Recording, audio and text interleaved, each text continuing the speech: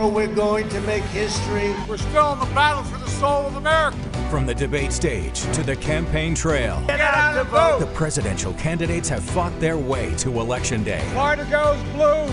It's over. We are going to win Florida. We are going to win 4 more years. A historic election the whole world is watching. All people want America to be united again. We're doing better now than we ever did. With a pandemic taking center stage, What I see across Arkansas is a new level of seriousness. early voting smashing records nationwide, Long lines were a big theme all across the central part of the state. and mail-in ballots flooding into the U.S. Postal Service. This is the most important election in the history of our country. We're going to change the course of the country and, quite frankly, the world. All eyes are now watching as the vote plays out. This is your local election headquarters. It's election night 2020. Polls in Arkansas close in less than 30 minutes. Thank you for joining us on Fox16.com and KARK.com on this election night. I'm Donna Terrell. I'm Kevin Kelly. We will be with you throughout this historic night, online and on air, bringing you the latest numbers and more. We have team coverage all across the state for you tonight, and in studio we have Jay Burr, who is joined by our political analysts Michael John Gray and Bill Vickery. Let's get your opening remarks real quick on the significance of this night. Each of you will have roughly 15 seconds. You will not be interrupted, and your mics will not be muted. Strong debate format. Bill, let's start with you. That's the new standard, by the way. That's exactly the new standard in how we do things. Interesting night, as Michael, John, and I have talked throughout the week. We may not know who the winner is tonight. A number of races. We may not know which party controls the United States Senate. We may not know who wins the 2nd Congressional District race here in Central Arkansas. So historic is always overused. That's a phrase that's overused with campaigns. But given all of the circumstances surrounding this and the contentiousness, I think historic is probably appropriate here. First, I want to say I think Bill and I being muted is probably a good thing for everybody. Okay. I promise you the list is long of people that say I ought to be muted a lot more than I am. I just want to echo. I mean, we may not know, or we may know real early. Either way, there are definitely some things that are going to be, unknown till in the morning or past that. So yeah, I hate to overuse the word that seems to be overused, but we are unprecedented, historic time right here. So. All right. Jay Burr. Yeah, and I guess, guys, one thing that we always look at is polling numbers, things like that. And I think a lot of people kind of maybe lost their trust in polling numbers from the last election, as we saw. Is there anything that we can glean from any of that coming into tonight, and not only just on the presidential stage, but here in District 2? Well, I do think first at the national level, polling has become a tool. It's clickbait. It's a lot of junk polling that has occurred. Believe me, both of these campaigns at the presidential level have very sophisticated polling operations, and I think they both probably have a pretty good handle. But everybody got burned in 16, and so the reality is that everybody is now very cautious in terms of moving forward. I think the polling here in the 2nd Congressional District, though, in Central Arkansas, is probably spot on. It is a razor-thin margin that separates both of these candidates, and it could go late into the evening. Yeah, I mean, I think it's the same thing, and especially with the polls this close.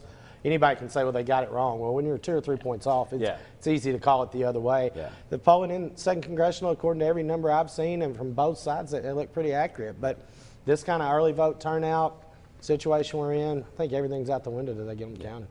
Okay, all right. Well, we'll be checking back in with you guys. Thanks a lot for that. And while the polls are still open in Arkansas for another 30 minutes, these are some national numbers. Incumbent Republican President Donald Trump and Democratic challenger, former Vice President Joe Biden. You are looking there at where they stand right now. We have a long night ahead of us, but I will tell you that Trump he is the projected winner for Indiana, Kentucky, and West Virginia, while Joe Biden is the projected winner for Vermont and Virginia. Certainly, this has been a long campaign stretch for both of them, dealing with COVID-19 and so many other issues. This is a race where, folks have been divided on so many different things. COVID-19, the economy, racial tensions, division all over the country. It has just been one of those kind of elections, Kevin, that I don't think I have experienced in my lifetime. No question, and I would totally agree with you on that aspect of it. This is going to be interesting to see how it all unfolds. I mean, will the blue wall come into effect tonight? Will we see the red mirage or a blue shift? I mean, let's bring in the political experts. You guys hear all these phrases every single election cycle that comes around. Do any of these have merit as we watch the rest of the evening unfold? What are you focusing on in terms of those types of phrases? Blue shift, red mirage, or a blue wall? Right. It all seems like a new Crayola crayon colors, you know what I mean, every election cycle. And it's a pop culture thing. Everybody wants to get a phrase and all of that stuff. Look, it's interesting. There are states that are two states in one. Florida is a great example of that. South Florida being very different than the Panhandle and north of Tampa. Texas, obviously, is a broad and diverse state. Pennsylvania really is, I think, a bellwether very early.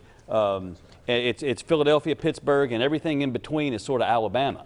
It's a very rural state, rural conservative part of the state. So for me, as Pennsylvania goes, I think that says a lot about where we're headed. So once again, I can't disagree with that. I think that'll give us a good gauge.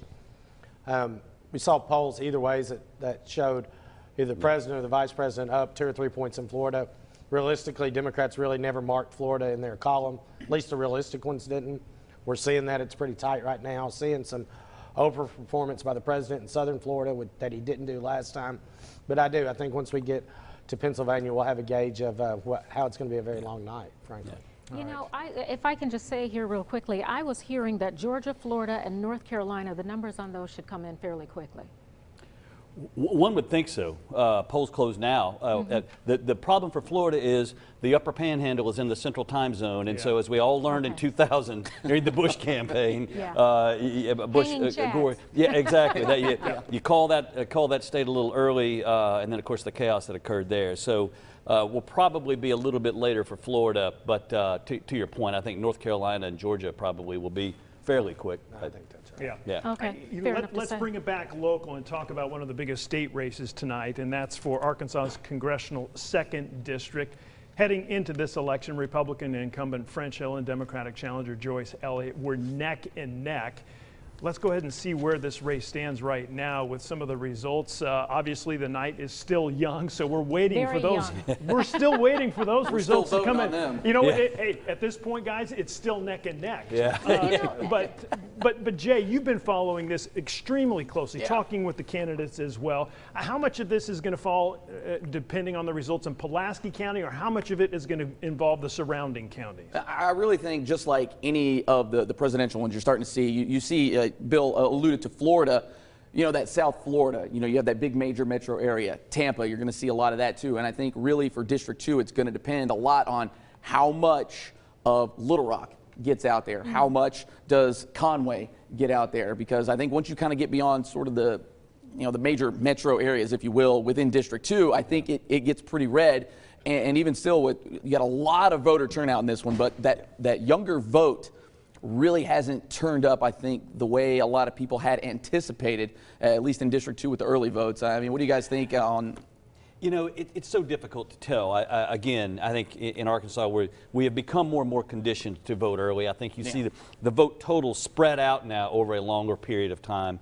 Again, and you understand, I do believe there's significant registration. Michael John can speak to this better than I can. Democratic Party registration in Little Rock, and specifically in and around Pulaski County. So I think that bodes well for Joyce Elliott. But the president was very energized down the stretch.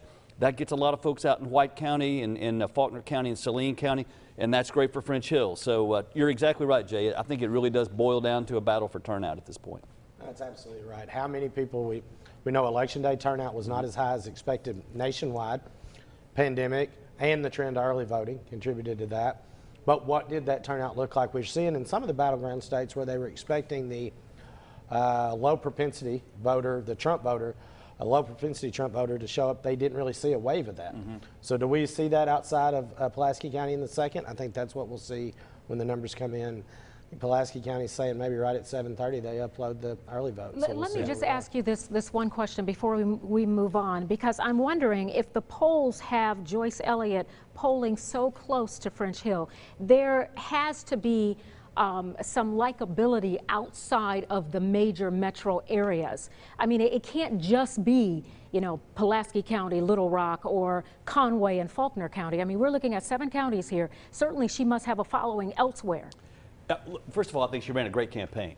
Yeah. I think she ran a kind of an old school 70s and 80s working class Democratic campaign. That's how she defined herself. Yeah, we had the Willisville versus Wrightsville kind of thing. And to that end, I think, you know, hats off to Joyce Elliott. I think, indeed, if she does win, that should be a template for a lot of Democrats to notice around the South and throughout the Midwest. So I think that had a lot to do with it. And then, you know, it was a very energetic campaign at the same time. I had a lot of momentum behind it. I know, Michael John, we talked about the momentum being behind her.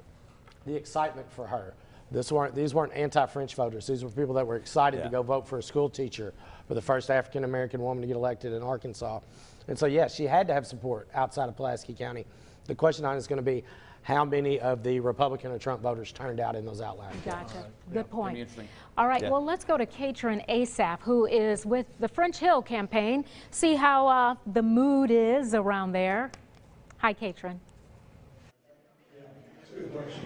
Hi. Yeah, the mood is actually starting to pick up here. The doors to the Republican Watch Party here at the NBC Suites in West Little Rock just opened a few minutes ago. So as you can hear, they're actually watching the presidential race on the screens behind me. They're starting to get excited. There's lots of people here getting food and drink, ready to see how this night shakes up. Now, in terms of the French Hill campaign, as we previously mentioned, this is a very tight race, at least from what we've been seeing yesterday. Recent polls are calling this a toss-up. Of course, early voting numbers are going to have to tell exactly how this is going to go later on in the night, but for right now, it still really could go any way. And I think people here are just excited. They're hopeful that Representative French Hill could win his 4th term with this election tonight.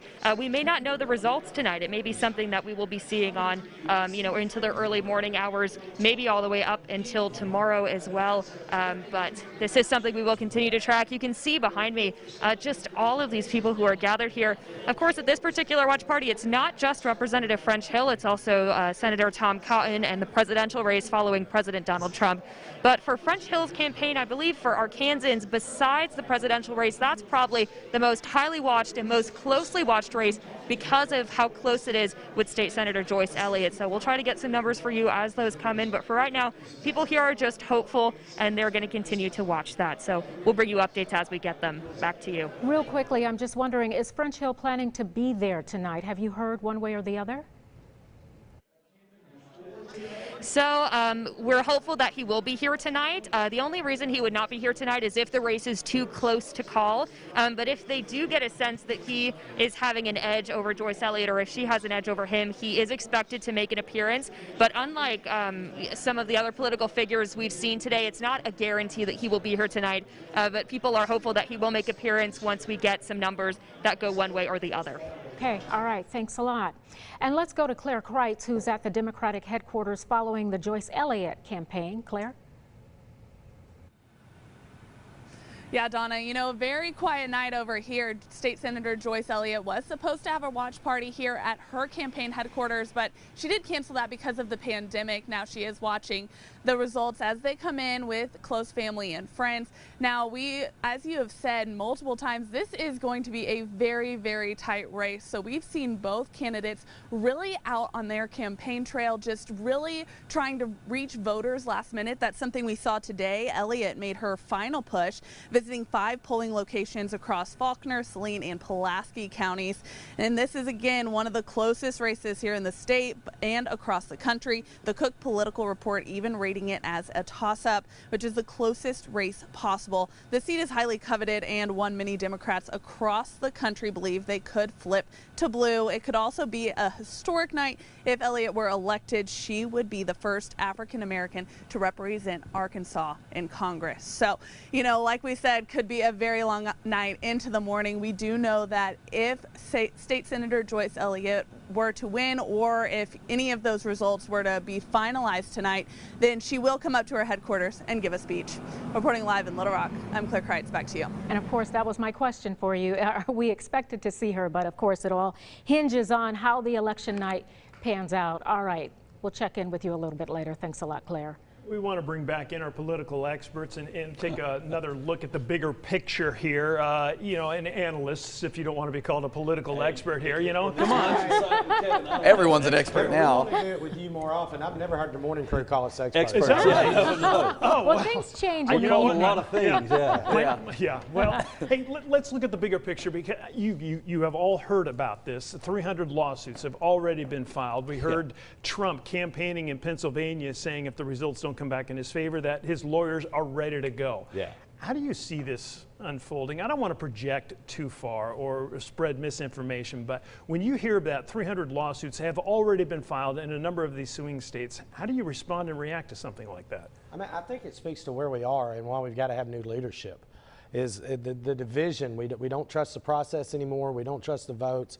We're angling to find something nefarious, to find something wrong. Sometimes people just don't vote for you, and let the process play out. I think it's why we've got to see this go a different direction. I think you're going to see 300 more filed before it's over, and some in instances where they seem ridiculous, but people feel passionate about doing it, and we have luckily we're 20 years away from what happened in Florida in 2000, but in some sense that kind of set the tone of, if you don't like it, here we go, and frankly, respectfully to the president, that's how he's always operated. But I think to a degree, you've got a lot of our institutions have been broken for some time, and I think you see this president has called attention to a lot of that. And there is a level of frustration that's out there with especially folks throughout the industrial Midwest and the South and up into the box states. The frustration with the political institutions, and there is a mistrust that's associated with it. And it didn't just start with Donald Trump. It's been brewing for some time, and we're seeing it play out. I mean, look, President Trump gave it an injection of steroids, and it's been supercharged ever since. But those folks have seen that, you know, they've seen their lives change dramatically, and no one seemed to care. And so I think that's fomenting a lot of that what we see out there in terms of this mistrust of the institutions. And you know, complaining about election results is quintessentially American to some degree. Well, we're going to have to see how this all unfolds, not only just tonight, but in the coming days and weeks. All right, gentlemen, we'll check back in with you in just a moment. But in the meantime, we want you to join the conversation tonight using the hashtag ARPX.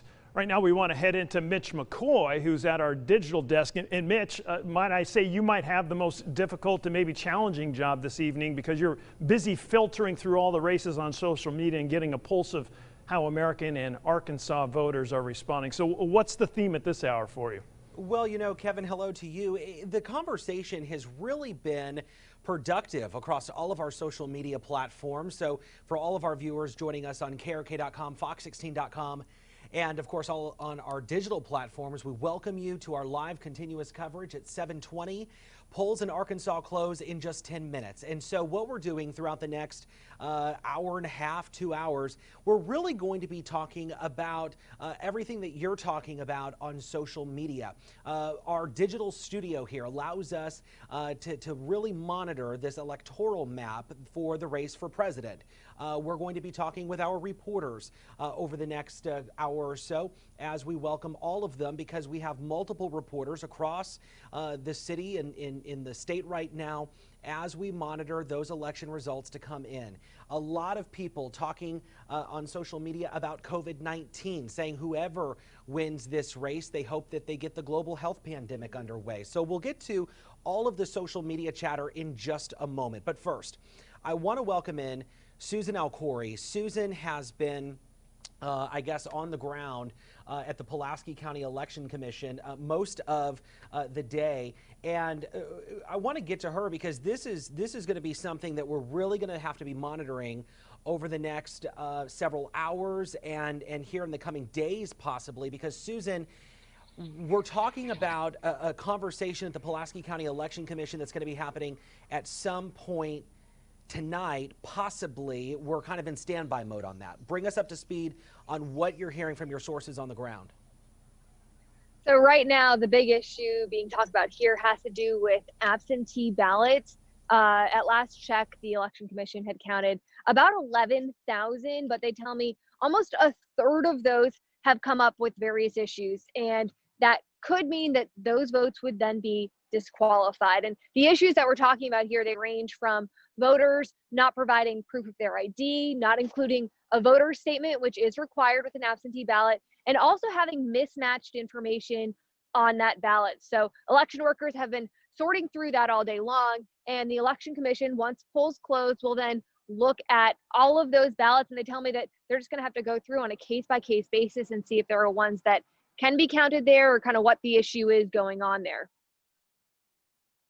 Do you expect this conversation to wrap up tonight, or could this be a conversation that lasts for several hours, possibly days? Well, I talked to one election commissioner who said, it's just hard to tell, that they don't know what way it's going to go when everyone gets in a room together, starts talking, going over this and looking at these issues. And one thing that they did note is just the number of absentee ballots here. This isn't a typical presidential election. They said, they're dealing with just a much higher volume. And as these problems come up, they're just going to have to see where everyone stands, what they're looking at, and where the issues are. I asked for a breakdown. Hey, do you know kind of what are the biggest areas where you're seeing problems? And they said, no, it's just across the board that they're seeing just different issues with how those absentee ballots were filled out by voters that then could mean that those votes may be disqualified. But again, it's just something the board says that they're going to have to be looking at and talking about and seeing where the consensus lies on that. Oh, well, I think that all eyes, Susan, and correct me if I'm wrong, all eyes are going to be on the Pulaski County Election Commission here in the coming probably hour. Yeah, definitely safe to say. They know that, they're going to be starting their meeting once the polls close. And they said that this is just one of the areas that they're going to have to look at. And they did say that they want to go through, all of those ballots to kind of figure out what the issue was and see if there are some that could possibly be counted. But again, just because of how our state law is here, it's something where, those ballots could be disqualified because of the information that possibly wasn't included there, that election workers have noted and saying, hey, we didn't see this wasn't there, and it needed to be there. Susan Alcori is live outside the Pulaski County Election Commission tonight for us on election night. Susan, we are 6 minutes away from polls closing in Arkansas, and eyes are going to be turning inside that room here in just the next 6 minutes or more. So, Susan, keep us up to date on everything happening out there. Susan, thank you so much. Keep in mind, Susan Alcori working for you, Fox 16 Investigates. If you had an issue at the polls today, reach out to her, let her know so she can start diving into those issues. Want to let you know that we are in our digital studio. We will return back to Studio A in just a moment, but we want to catch people up on what's happening on social media. As we are 5 minutes away from polls closing across the state, everyone has been vocal on all of our social media platforms. You can join the conversation by using the hashtag ARPX. It's again, hashtag ARPX. And the conversation has been pretty productive. See Regina's comment right here. She's throwing in the hashtag ARPX. She's trying to engage with us here tonight. Brianna's comment is an interesting one. It's a fair one. She's saying whoever wins really needs to get this pandemic under control. So she's using the hashtag InCovid19, hashtag ARPX. She's using that comment or that hashtag ARPX so she can get up on the screen here. Melissa is checking in with us from Monticello. Melissa, thank you so much for watching. She's using the hashtag ARPX. Also want to use, bring up Brianna's comment, another one here, saying, I honestly think this election is going to be a close one, and we've been hearing that throughout the night. That is something that we're hearing from the political analysts. We're seeing that in some of the polls that are or the projections that we've been seeing throughout the night. So, Brianna, thank you for checking in with us. We are right there with you with a lot of what we're seeing in that early data being that this is going to be a close one. We have another person checking in from Benton tonight. Thank you for watching from Benton using the hashtag ARPX. And then, of course, we'll end on Kat's comment. Kat's comment is pretty nice. It's pretty productive. It's encouraging. She's saying, whoever wins, I just hope they do great. That hashtag is coming into us using ARPX. If you're just joining us here tonight, we are in live continuous coverage here at KARK and Fox 16. It is your election headquarters, and we are in our digital studio. We'll return to Kevin, Donna, Jay, the political analyst, in just a minute. But I want to get to our smart board. This is going to be what all eyes are turning to here in the next several hours, and it's us monitoring the electoral map. And as this electoral map really comes into play, this is completely updated as of the latest states in their projections coming in from the Associated Press. You can see the states in red, obviously Republican. Donald Trump has taken that. And you can see the states in blue. Democratic nominee Joe Biden has taken these states. So as of just a few moments ago, that's how up to date this electoral map is. You can see Biden has 85 of the electoral votes. President Trump has 55 of the electoral votes. We've been talking a lot about what we need to be watching for. We have several polls closing here in just a few moments, including right here in Arkansas. You can almost get an idea of what's going to happen in Arkansas. When the AP calls it, we'll certainly pull it up on the board here. But Arkansas has 6 electoral votes, as you well know. So there won't be much of an influence here. A lot of the political analysts waiting for Georgia to be called. Let's say if Joe Biden takes Georgia, that brings them up to 101. But let's say it goes red. 16 electoral votes would go to Trump, so that would bring him to 71. So Georgia is one of those states to watch, and of course Texas is one of those states to watch. That's several electoral votes up for grabs. That would bring Biden to 123, and if we were to make Texas red with the 38 electoral votes, that would bring President Trump to 93 electoral votes. So we're very early on into the night. The electoral map still completely almost blank, right? I mean, you only have a few states highlighted here, so you have a lot of the electoral college here to go as we get into election night here in Arkansas. So want to just give you an idea of what this electoral map looks like, how we're going to be watching those numbers come in throughout the night, especially as more polls close across the state of Arkansas. I want to invite you again to use the hashtag ARPX. That is the hashtag we are using throughout the night. That is the hashtag that I encourage everyone to follow in on as we get ready for election night here in Arkansas, and as we watch those results start to really trickle in. Want to remind you about some of the numbers we've been seeing here in terms of absentee numbers. You know, Susan was talking a little bit about the counting process and how all of that's going to be done.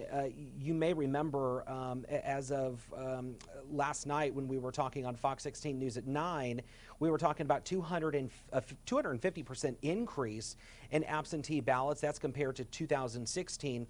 Nearly 132,000 Arkansans have requested an absentee ballot this year. And as of last night, 108,000 of those ballots had been returned. So there's still a lot to get to tonight. There's still a lot to monitor here in the coming hours. And of course, as we monitor all of that, we will certainly pass it along to you. I want to encourage everyone to join in on our conversation happening on social media tonight. You know, it really, I think, as you watch on Facebook and you're watching some of these comments come in and people are using the hashtag ARPX, you're really seeing a mixed conversation happening. But a lot of the comments we're seeing, I want to bring up Kate's comment. And this comment really goes to what we're all seeing and what we all want out of you know, the United States of America, and that's just whoever wins to do great. Kat's saying that right now, whoever wins, I just hope they do great. So certainly a productive conversation happening on social media tonight, and we encourage you to join in on the conversation using the hashtag ARPX. We have breaking news right now. Before we go to Studio A, want to let you guys know that we are now getting word, according to the Associated Press, that President Trump is expected to win Arkansas, and Senator Tom Cotton has been reelected. That is no surprise. Senator Tom Cotton, of course, running unopposed, a Democratic challenger unopposed. He did have a Libertarian candidate. That was Ricky Harrington Jr. He was looking to unseat Cotton, but according to the Associated Press, that information just coming in. According to the Associated Press, again, President Trump taking Arkansas. And before we do that, before we go back to Studio A, I would like to just reflect that here on the smart board here in Studio B. We are in our digital studio. Now that the Associated Press is projecting President Trump taking Arkansas, will certainly make Arkansas blue. That gives him 6 more electoral votes, leaving Biden with 85, Trump at 61. Let's go ahead and head back to Studio A. Kevin and Donna standing by for our live continuous coverage. Kevin and Donna, productive conversation happening on social media tonight. And you have been holding down the fort very well. And we do have some breaking news for you on the election front. Both Senator Tom Cotton and President Donald Trump has won the state of Arkansas. That was expected. We were talking about this a little while ago. We were expecting for both of them to take Arkansas. As you can see there, we had the graphic up. We just took it down. But as it stands right now, 85, I guess that's electoral votes. I can ask my producer that. 85 electoral votes for Donald Trump to 55 electoral votes. Yeah, that's for the national picture. That's the national picture. Okay, but anyway, we were expecting for President Donald Trump to take Arkansas. He has done that, and we did. The polls, as they're talking to me in my ear, the polls just closed at 7:30. So numbers are starting to come in. We will start seeing that more and more as we speak. Yeah, certainly no surprise when you hear that Arkansans have once again thrown their support behind President Trump, much like they did back in 2016, where he took more than 60% of the votes.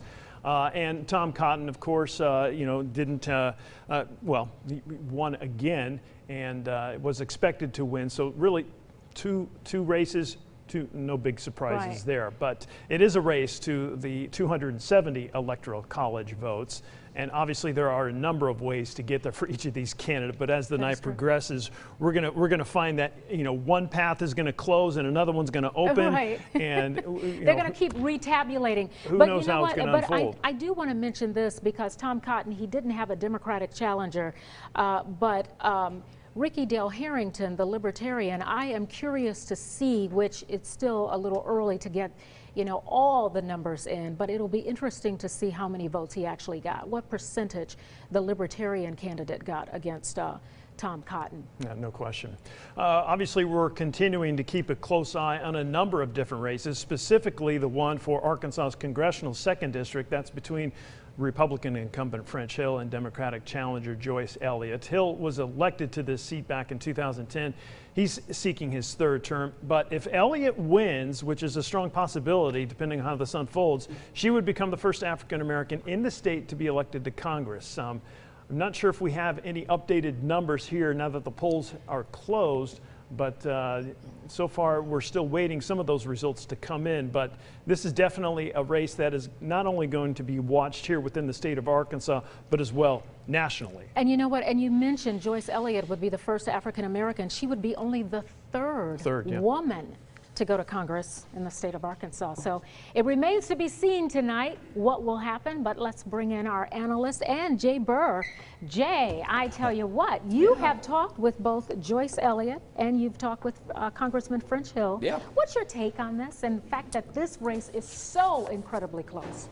Well, I mean, it just kind of goes to show you, and just some neat trivia for you. She would be the 3rd woman behind Hattie Caraway and Blanche Lincoln. So impress your friends with that one. But I do think that it's going to be interesting to see how this works out with President Trump being already declared the winner of Arkansas. Not that that was any surprise, but how will that affect things? And I guess, guys, my biggest question here is the fact that this started out as a race that was basically Hill's to lose, and now we're here to a toss-up. Did the French Hill campaign maybe wait too long to really take this seriously? Go ahead, Mike. They did, and they're also out of practice. That you're going to see that more and more. And Democrats suffered this for years. Once you feel like you don't have a challenge, your challenge is in the primary, and they're rusty, frankly. They didn't take her seriously. But the other phenomenon that we can't ignore is she was for something. People were excited to vote for her. What you see in Arkansas in the presidential was exactly what you expected.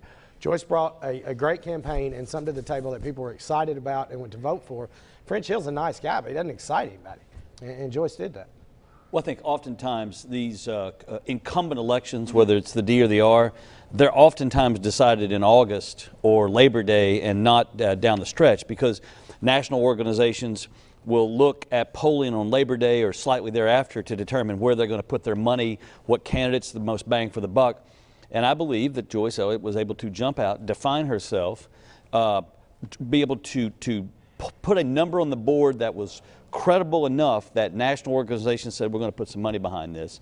And then you've seen the last 4 weeks what a lot of that national money does. And so what did she bring to the table that was different from Clark Tucker? Because Clark Tucker, younger fella, kind of that youthful exuberance. What did she bring different? She was just able to differentiate herself from French early. She also, she set her narrative, her tone. She didn't wait to get defined by the Hill campaign like Clark did. They did a good job of defining Clark early.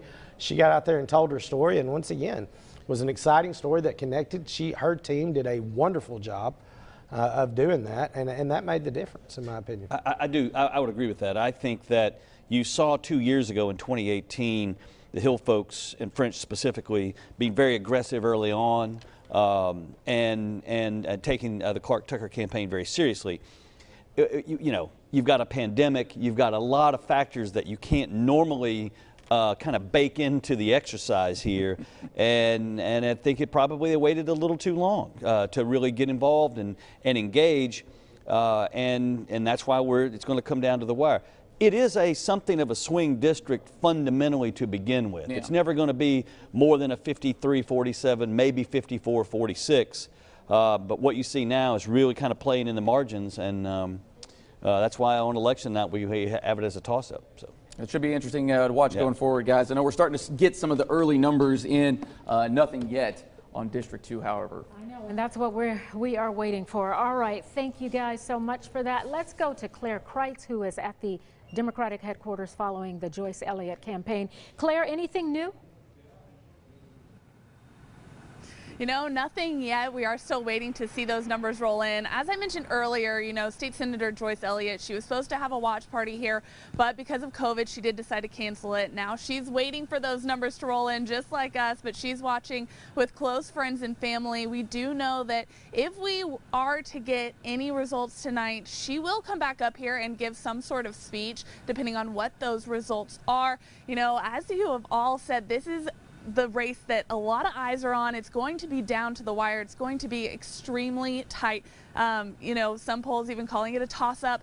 So all eyes on this race. Democrats across the country think that this seat could be one that they flip to blue. So again, this is a huge race for the state of Arkansas. You talked about the historic night it could be if State Senator Joyce Elliott were to win. She will be the first African-American to represent Arkansas in Congress. So definitely still waiting. It's going to be a long night ahead, waiting for those results, and we'll keep you updated as we learn more. Back to you guys. Okay, all right. Okay, thank you, Claire. Thanks for that. One of the things I wanted to kind of switch gears here and talk a little bit about Senator Mitch McConnell and Jamie Harrison. This was a race that was close, but Mitch McConnell has just been projected the winner. I mean, it's hard to unseat the establishment, even though, that's kind of what Republicans sort of won on in 2016 was, draining the swamp and all that sort of thing. I think, look, there are a few things here at play.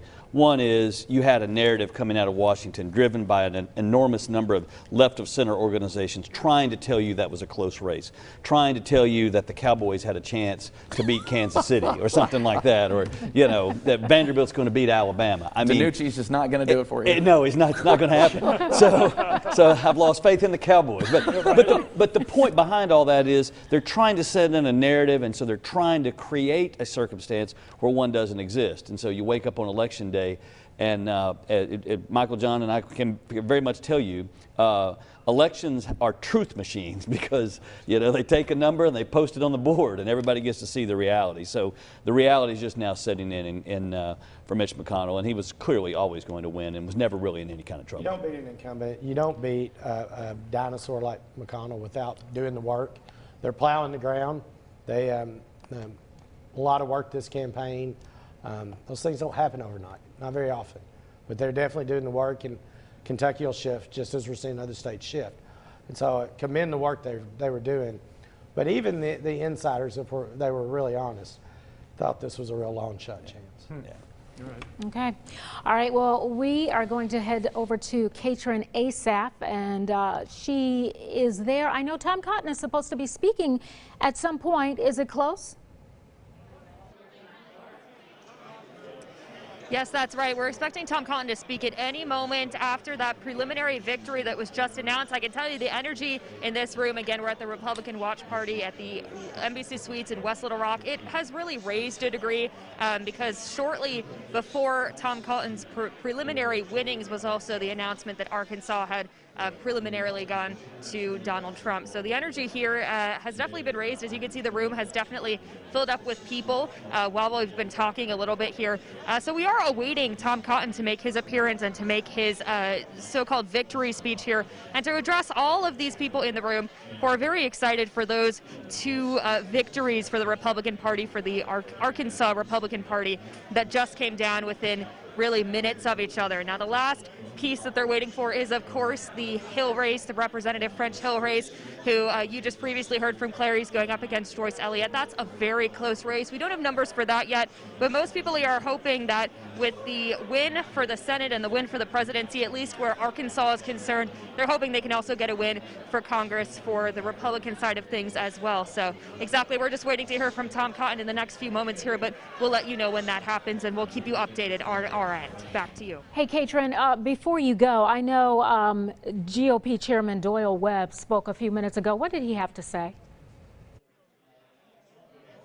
Well, he basically was just, congratulating everyone for going out to vote. He said he was excited that, that it had gone to President Trump and to Senator Tom Cotton. He did say that maybe those weren't necessarily results that were all that surprising. And really, like I said, the energy just really was bolstered by that.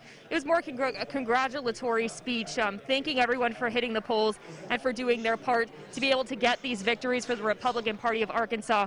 And again, they're just waiting for that final piece to come down in the congressional race for Arkansas's 2nd district, which would be French Hill. He reminded people to keep the spirits alive and to make sure they're staying tuned to the TV for the rest of what is going to happen tonight. Okay, all right, Katrin, thank you. It's almost 15 minutes after the polls closed, and we should be getting some numbers, some substantial numbers coming in soon. And speaking of the numbers, and I want to bring in you guys to kind of get your reaction briefly on this. As we just heard, Cotton has been reelected, but I want to focus just a little bit on Ricky Dale Harrington, the Libertarian. Some of these experts are saying if he crept into double digits, that this could potentially have an impact on Cotton, who might have aspirations down the road on pursuing maybe becoming a president at some point in time. Is there any merit to some of that?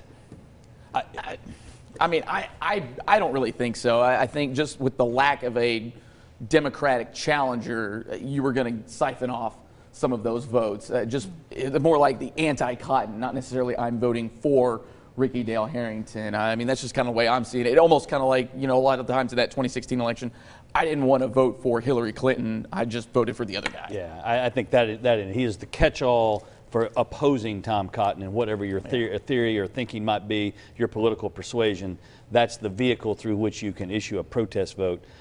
It will be interesting to me to see the difference between Trump votes in Arkansas and Cotton votes. I got a feeling that there won't be 1,000 votes difference between the two, that they're going to track right on top of one another, and that he'll probably, maybe north of 60%, 65, 70%, something like that.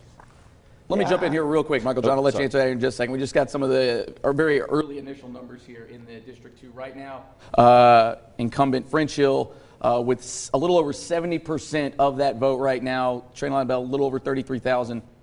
State Senator Joyce Elliott at just under 30% right now, a little over 14,000 on those votes. So those are just some of the very earliest numbers that we're starting to see here on the Secretary of State's website. We'll get to that here in just a second, but I do want to hear your take on Ricky Dale Harrington. No, I mean, no, we're not going to see an effect for that long term. Those are definitely, just to echo, it won't take long. They're protest votes.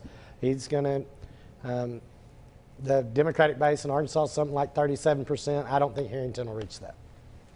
And so early returns here, just a little, just under 50,000. Granted, there's still a lot more votes to be counted here, but early on, French Hill with a pretty sizable lead. But again, these are just some of the first returns that we're seeing. And this is where I will confess some ignorance.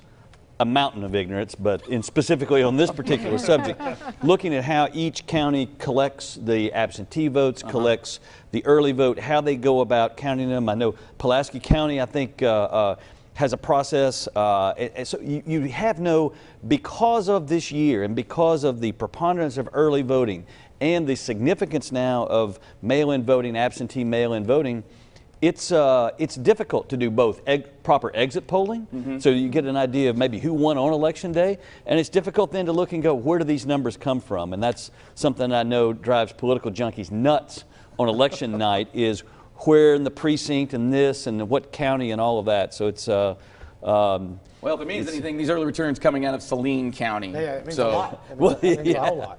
Yeah. If she can get above that 30% in Saline County, then it is difference. Substantial. Yeah. Yeah. Yeah. Okay, thanks, guys. I understand we have some results coming in pertaining to U.S. House District 3. The candidates there, Steve Womack, the incumbent, running against Celeste Williams and Michael Kalagias. If we can get those numbers, we can kind of show them to you. I'm looking at a screen that doesn't show the results just yet, but we're told that the numbers are coming in. Here they are. Jaber might be able to. Yeah, there we go. We'll see if we can find them well, here. this is for District 4 now. We have District 4. So here we go. Bruce, yeah.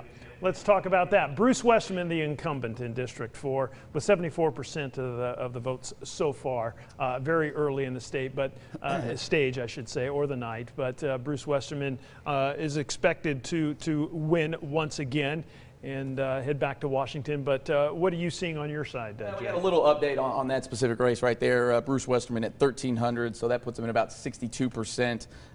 William Hanson at 753, 36%. And then Frank Gilbert, just a little under 2% right now.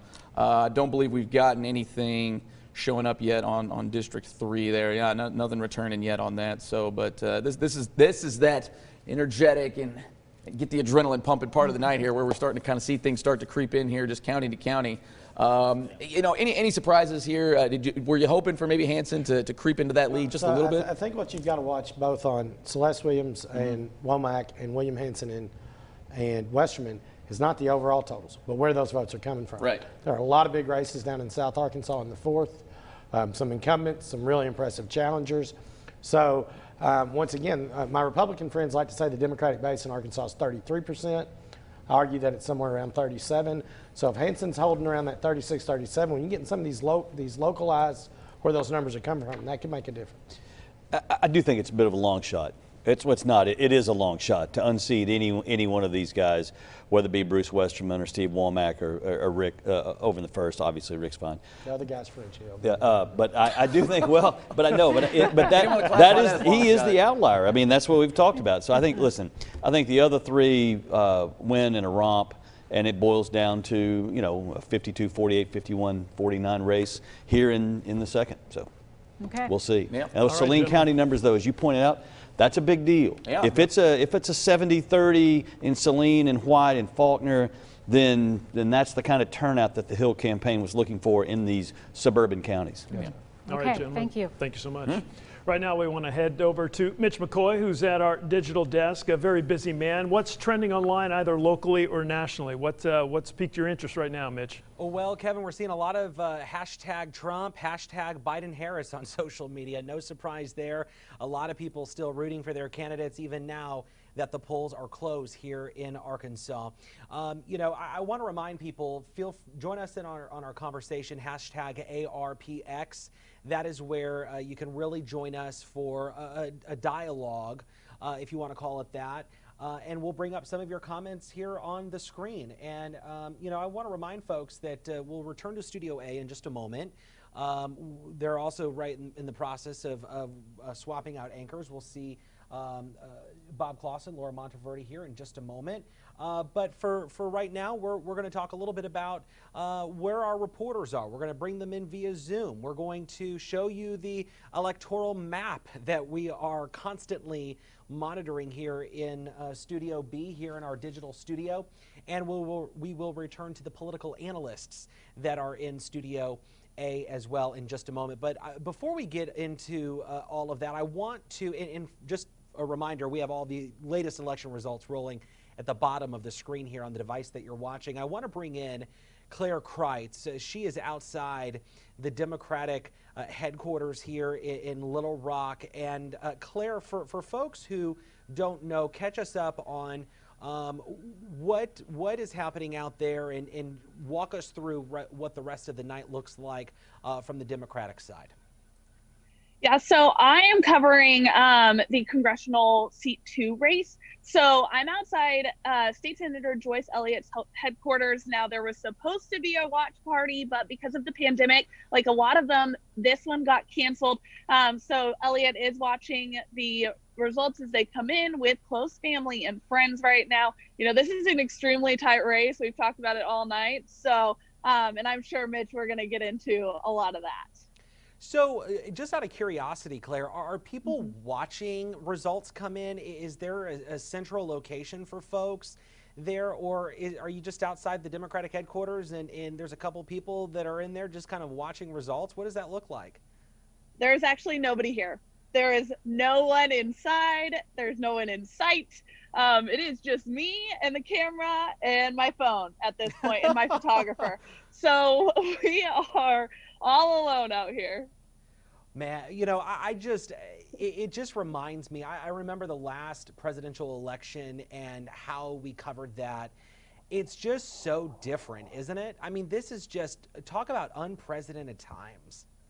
It is very different. Now, of course, I wasn't actually a reporter in the last presidential election, but I have covered elections, and this is extremely different. Usually there's big watch parties and everybody is so excited, cramming into this one location, eyes peeled on the TV, but this is not what that looks like this year. You know, parties were canceled. People are only spending, watching this with a couple people. So we know State Senator Joyce Elliott, who is just within the last couple of days, Claire, has really come head to head with incumbent Republican French Hill, one of the political forecasters, if you want to call it that, saying that it's a complete toss-up. What are some of the folks that you've been talking to when you were talking earlier in the day? Were they confident going into the night? Did they feel like they went right up to the very last minute before polls closed about 25 minutes ago? Yeah, I mean, everybody I talked to is, I wouldn't use the word confident. Like you said, this is a toss-up. It could go either way. We've talked a lot about the fact that State Senator Joyce Elliott ran an incredible campaign. Today we saw that she was out at 5 different polling locations just trying to do that last minute push. And that's been the theme throughout her entire campaign, is just really pushing. This is one of the seats that Democrats across the country think that they could flip to blue. So, this is a huge race, and it also could be very historic. If she were elected, she would be the first African-American to represent Arkansas in Congress. Right. It's such a historic night, and there's so much, Claire, that we're going to be having to monitor in the coming hours here. It's going to be so interesting to see kind of where some of these numbers really start to look here as some of these other counties start counting all of the ballots up. Keep in mind, folks, we're talking about Congressional District 2, which means that we're talking about Pulaski, Saline, Perry, Conway, Faulkner, White, and Van Buren counties. All of those results we're still waiting for, not all of them in to our newsroom just yet. But Claire Kreitz, thank you, my friend. Stay warm out there, and you never know. Somebody might try and sneak by for an interview, right? You're right. She did say that if we get final results tonight, she will be back at her headquarters to give an interview. Awesome. Claire Kreitz, thank you very much. We appreciate it. I'm sure we'll be checking in with you here in the coming hours.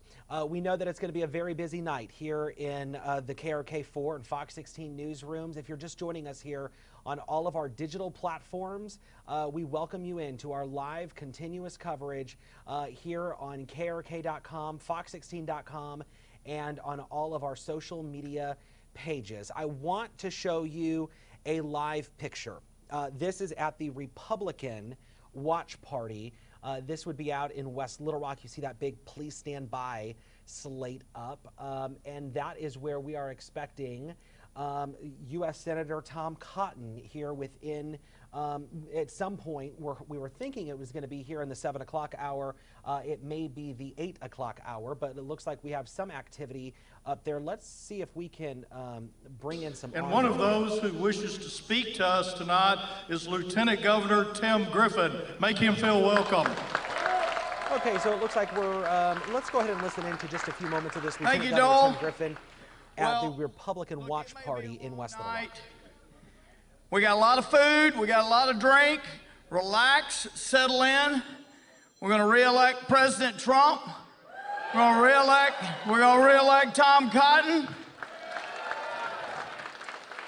We're going to re-elect French Hill, and I'm going to talk about that in just a minute. And listen, we're going to pick up seats in the State House. We're going to pick up seats in the State Senate. It is going to be a great, great night for red in the state of Arkansas. Now, I know we got folks from around the state, but I want to hear for how many people live in the 2nd Congressional District. All right, well, let me say something about this in case you were wondering. Joyce Elliott tried really hard to convince voters in the 2nd District that she was just a mainstream, moderate, ready to go do good in Washington. So that's Lieutenant Governor Tim Griffin speaking. I thought he was going to be introducing U.S. Senator Tom Cotton. Obviously, that is not the case. We are still standing by waiting for U.S. Senator Tom Cotton to come up. As soon as he does, we will be sure to take that live. I do want to get to brand new numbers just into our newsroom. We're learning from the Associated Press that they have called Indiana for President Trump. Indiana now going to President Trump. So let's go ahead. We will reflect that here on our board. We will make that red. That means President Trump is now up to 72 electoral votes here on the Electoral College map. Democratic nominee Joe Biden still slightly ahead at 85 currently in play. Keep in mind, folks, we're coming up here at 8 o'clock Central Time, 9 o'clock on the East Coast. We have a lot more polls closing in the next 45 seconds. And as some of those polls start to close, more projections are going to be made. Some of those projections will start to fill up this map. We're still waiting on Georgia. Their polls closed earlier.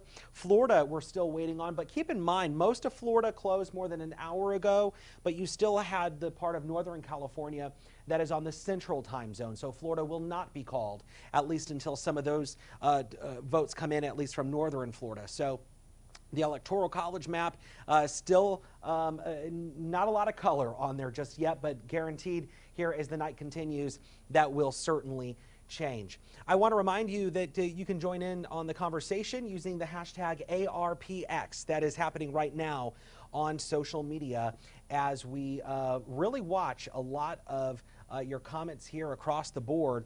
And as I want to remind you as well, as we watch all of your social media comments, we are in a standby mode. We are waiting, and I'll bring up this picture one more time for you.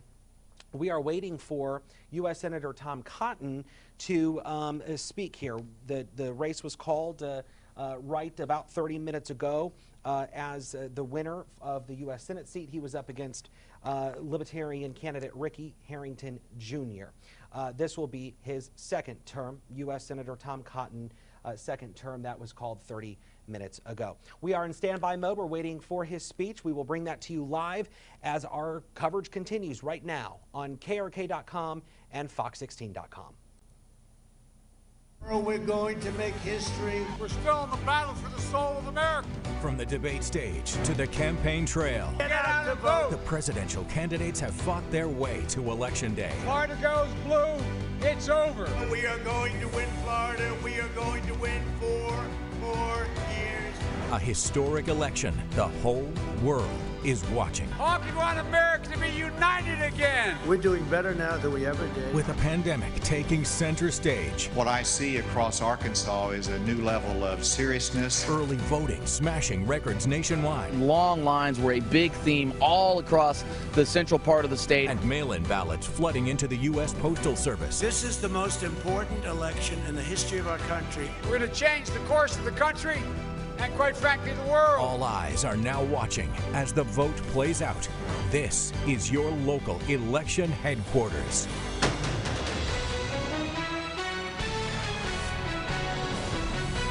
Thanks so much for joining us on KRK and Fox16.com on this election night. I'm Laura Monteverdi. Hello, good evening, everybody. We're going to be with you throughout the evening, bringing you the very latest numbers as they come in, and they have begun to come in. We've got team coverage across Arkansas. Plus, in studio, we've got Jay Byrne, our political analyst, Michael John Gray, and Bill Vickery standing by to break down everything that needs to be broken down or fix whatever's already broken. Guys, thanks for being in. Appreciate it. Yeah, we appreciate you guys being here tonight. Well, it's an exciting night. You know, and you really sound like it. You really do. Yeah. The enthusiasm. I got to tell you, this is one of these things that I just think it's going to go on for a long time. This is a marathon, not a sprint tonight, and it was interesting. 2016 was one of the first times in my lifetime that we saw an election night go deep into 2 or 3 in the morning. Yeah. I tend to think, Michael John and I have talked about this. Depending upon a couple of states, if Trump were to win in, say, Pennsylvania, hold North Carolina, and then it boils down to sort of Michigan, Wisconsin, we all could hang on what happens in Arizona. So this could be the beginning of a long night, or it might end quickly. Well, and you bring up Pennsylvania. That's if Pennsylvania is completely called tonight, because that could stretch till Wednesday. Yeah. Yeah. And that's where, you know, that's the beauty of American politics. Is it's not a national election, it's 50 state elections. So you have 50 different ways to count the ballots. You've got absentees that come in, that some states that will count them as long as they're postmarked on election day. So you've got ballots that could be counted on Friday or even Monday of next week at the sort of mercy of the United States Postal Service. And we're hearing now that President Trump has won Wyoming, Nebraska and Louisiana now. Yeah, so this night, you know, even though polls just closed at 7:30 in Arkansas, we're just kind of gearing up here, and already those early numbers coming in, you guys. And we're waiting also in the next 5 minutes or so. Tom Cotton is expected to speak tonight. And I guess it's not a big surprise, his victory this evening. But the race kind of took some turns early on when there was a challenger and then there wasn't. And Libertarians stayed in there. Yeah, I mean, we kind of touched on this a little bit already. You know, as much as, you know, Ricky Dale Harrington really tried, you know, not really sure how much of an actual challenge that he was. I think, Michael John Gray, you hit the nail on the head earlier. They were more of, you know, we're just angry that we don't have a guy to vote for, at least in terms of a Democrat. Yeah, I mean, that's what you're seeing, a protest vote against Tom Cotton. Not to take anything away from the Libertarian Party or Ricky Harrington, but the finances weren't there, the exposure weren't there. This is, he is benefiting from the fact that the Democratic candidate did whatever he did to get off the ballot. This is funny. I mean this with all due respect to Ricky Dale Harrington, but that sounds like an assassin's name. You know, anytime you get all 3 names at once. Third name. I'm kidding a little bit, but but I will say it's a branding issue. Stop calling me Michael John Gray. True. Intellectual you are. But can I say this? This is a big deal for the Libertarian Party because it does give them some exposure. And now you're talking about a really valid place on the Arkansas political landscape, and I think that's something that is significant as we begin to look at the state in terms of Arkansas, R's and D's. If there's an erosion out of the R side of things, it's going to be over toward the Libertarian side for the most part. And so I do think that is it can pay dividend. If there's an ability to organize for the Libertarians out of this, it can pay a dividend for them. Well, and credit is due, too. While financing wasn't there for Mr. Harrington, I mean, a lot of heart in a candidate there. Yeah. You know. Jay, you were there, you know, at the debate, if you would call it that. Yeah, the kind of the Q&A one-on-one session there. And, you know, it's kind of what the guys have said here. It's hard to take him seriously when just that party itself isn't taken seriously as a whole. I mean, you know, I really don't think that this is going to do much for them going forward. They're good people. Oh, yeah. Good candidates. Yeah. The infrastructure and the money's just not there for them to be able to make the dent that you see them make in other places. Even nationally, they have that issue. But Bill, I mean, Bill, you're better than I am to make a case that Republican Party is going to drift into the Libertarian Party. No. Well, I think what I said is if there's an erosion outside the Republican Party, it's going to be from folks who are disenchanted. If you see, let's say the president's not reelected tonight, you see more of, quote, the establishment Republican run. I think you'll see a lot of those Trump voters begin to move away from the Republican Party and into something like the Libertarian Party. Or back to not voting at all. Yeah, exactly. Just and going away. But although that's awfully hard to do, once you've done it a couple of times, I think they look for somewhere after that. So. It's habitual. As we're waiting to hear from Senator Cotton this evening on his way back to the U.S. Senate, are we going to hear a different tone or tenor in this senator moving forward towards 2024? I mean, it all depends on tonight. I think the future is bright for Tom Cotton in terms of what he wants to do next. I think obviously he clearly has a political base in Arkansas, has spoken to a lot of people, and is really sort of has touched a nerve and is in sync with the vast majority of the state and their political beliefs. And he is willing to then go forward in other areas. Now, what does that look like? I think tonight is probably a big determining factor in that, and then we'll see whether it's in Iowa in 2 years and in New Hampshire in 2 years and laying the groundwork or not. Yeah, he's getting a free pass this election. I think that's going to hurt him in the long run. He's going to at some point get exposed when he's trying to go further.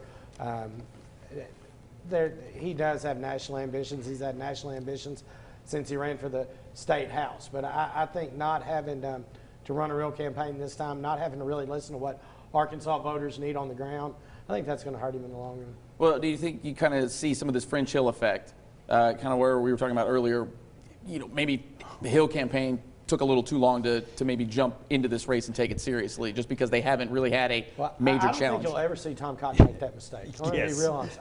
But what I think you'll see is people aren't connecting to Tom Cotton. They're voting for Tom Cotton because he's connected to Trump.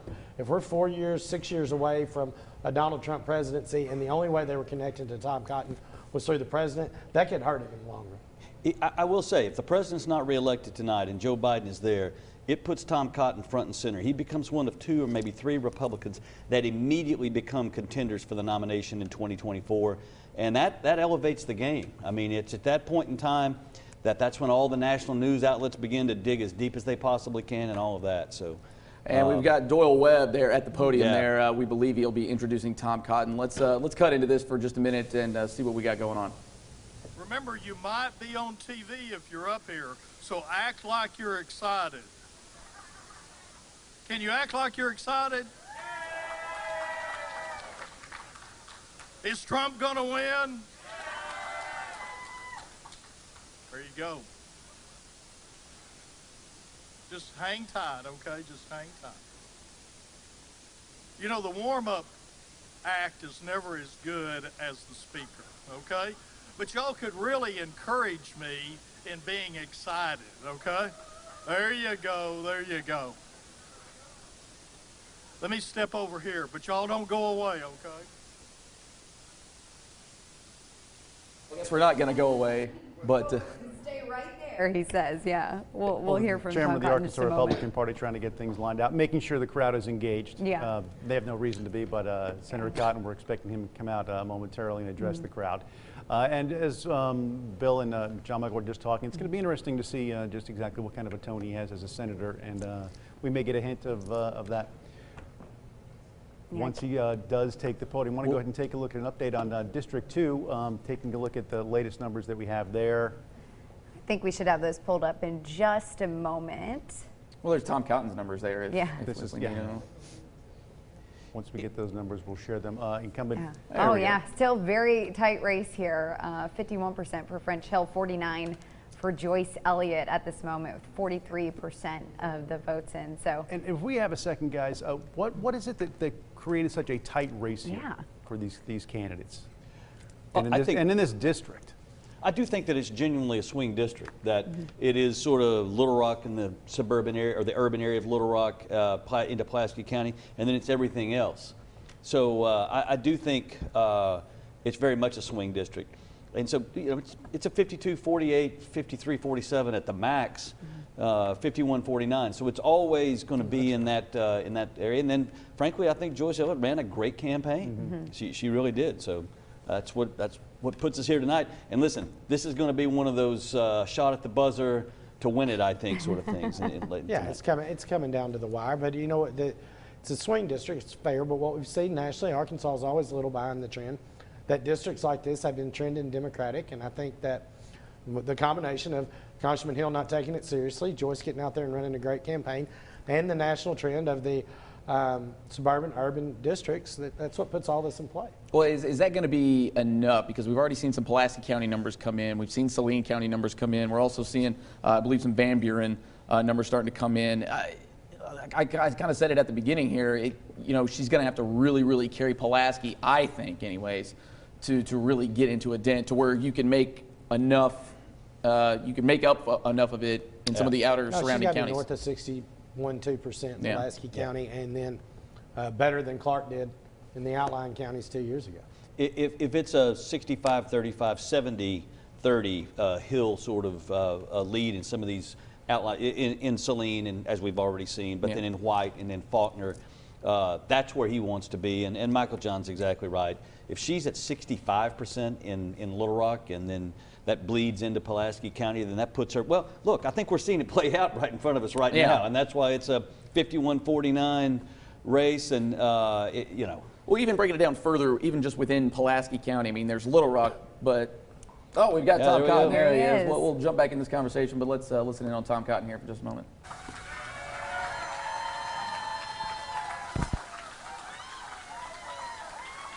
Thank you.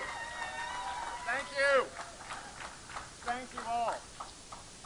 Thank you all so much for that great Arkansas welcome. And thank you all for being here tonight. I don't know if you heard a little bit of the news. We just had a smashing victory.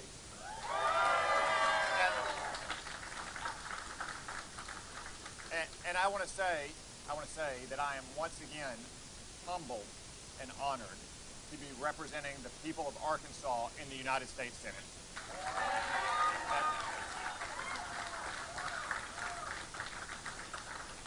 And I want to thank all of you who came here tonight, all of you who are watching at home tonight.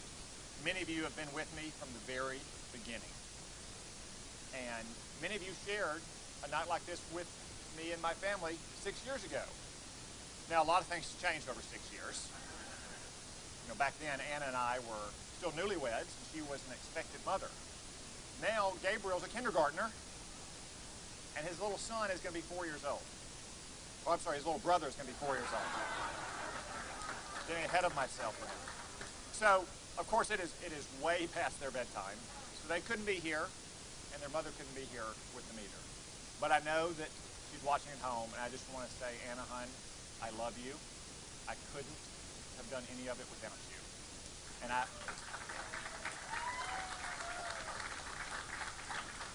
And although Anna couldn't be here with me tonight, she's been with me every step of the way for 6 years now. And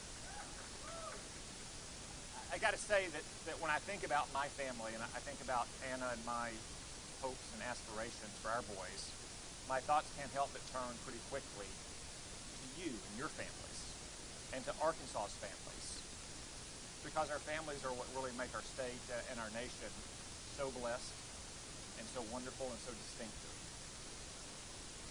And it's my commitment to serve and protect you and your families in the United States Senate. Tom Cotton there with his acceptance speech tonight at the Embassy Suites. You know, I imagine the atmosphere in that room tonight, you know, with President Trump claiming victory here in Arkansas, and now Senator Tom Cotton. You know, the excitement in that room is growing tonight. The outcome was more or less a given, but still an excited group of Republicans this evening supporting Senator Cotton. Yeah, so kind of what I wanted to make a point out here of before we jumped into Tom Cotton there is even within Pulaski County, you know, there's Little Rock, and we know Little Rock might tend to be a little more blue just with it being an urban area, but what about in those sort of outlier areas, Sherwood, Jacksonville, and then you kind of get into some of that unincorporated area? I mean, do we see kind of that same effect here from what you guys have noticed, or is it Little Rock and everybody else, and that Pulaski County kind of a microcosm of the whole district? Not as much now. Now, if you wanted to say Jacksonville, North Little Rock are more of a microcosm of the rest of the district. That might be similar. You bleed off into Sherwood or west of Little Rock somewhat. It might look like what you're seeing in the rural counties in the district. It's interesting. Boy, now you're starting to really micro-target because now you're talking about neighborhoods and what does that look like relative to sort of party affiliation. It's your best guess. I mean, the reality becomes, can you really make a differentiation between where rural Pulaski County stops and Saline County begins, or those kinds of things? That clear demarcation, I think, is there. It is pretty. You can, though, look clearly at what Michael John was just saying. You can look at Little Rock and North Little Rock and see an urban core there. Then you can see the outlying areas, and you can clearly see in the State House of Representatives who's elected to what. And so that's a pretty good representation. That's a heat map for where people's feelings are. And just some big, by the way, there's some big State House races that are occurring in Central Arkansas. Pulaski County. Yeah, absolutely. Very much so. We're going to talk District 3 right now. This is Steve Womack, Celeste Williams, and Michael Kalagius. This is 4% of the voting right now, 80% Steve Womack, and this was something, you know, I know, Jay, you're kind of looking, checking your numbers, fact-checking too at the same time. Yeah, we've got Secretary of State numbers here that are quite a few more than that.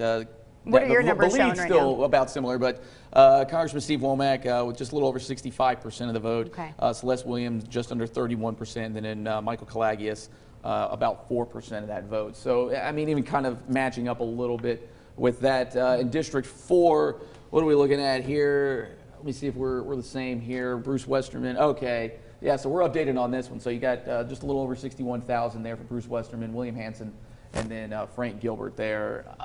You know, guys, we surprised at any of this, and maybe not necessarily that the winners, but kind of similar to what we saw with Tom Cotton, just smashing victories. I think they're on the way to it, I should say. Yeah, listen, it's true to form. It's true to form, and that's why look, Bruce Westerman has one of the largest geographic districts of any congressional member of Congress.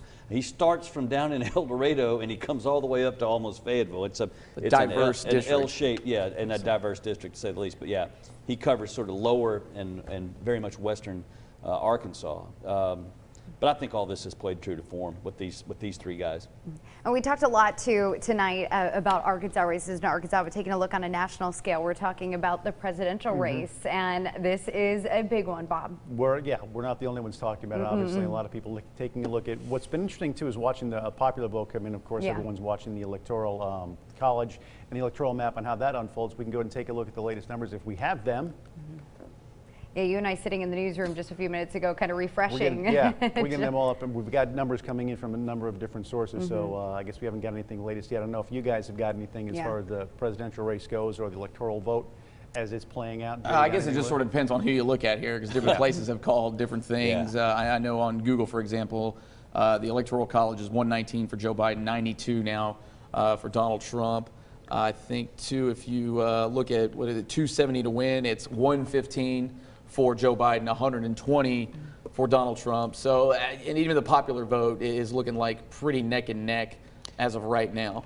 What about the states as far as Florida's always interesting, and I know that was leaning Trump when I came in here.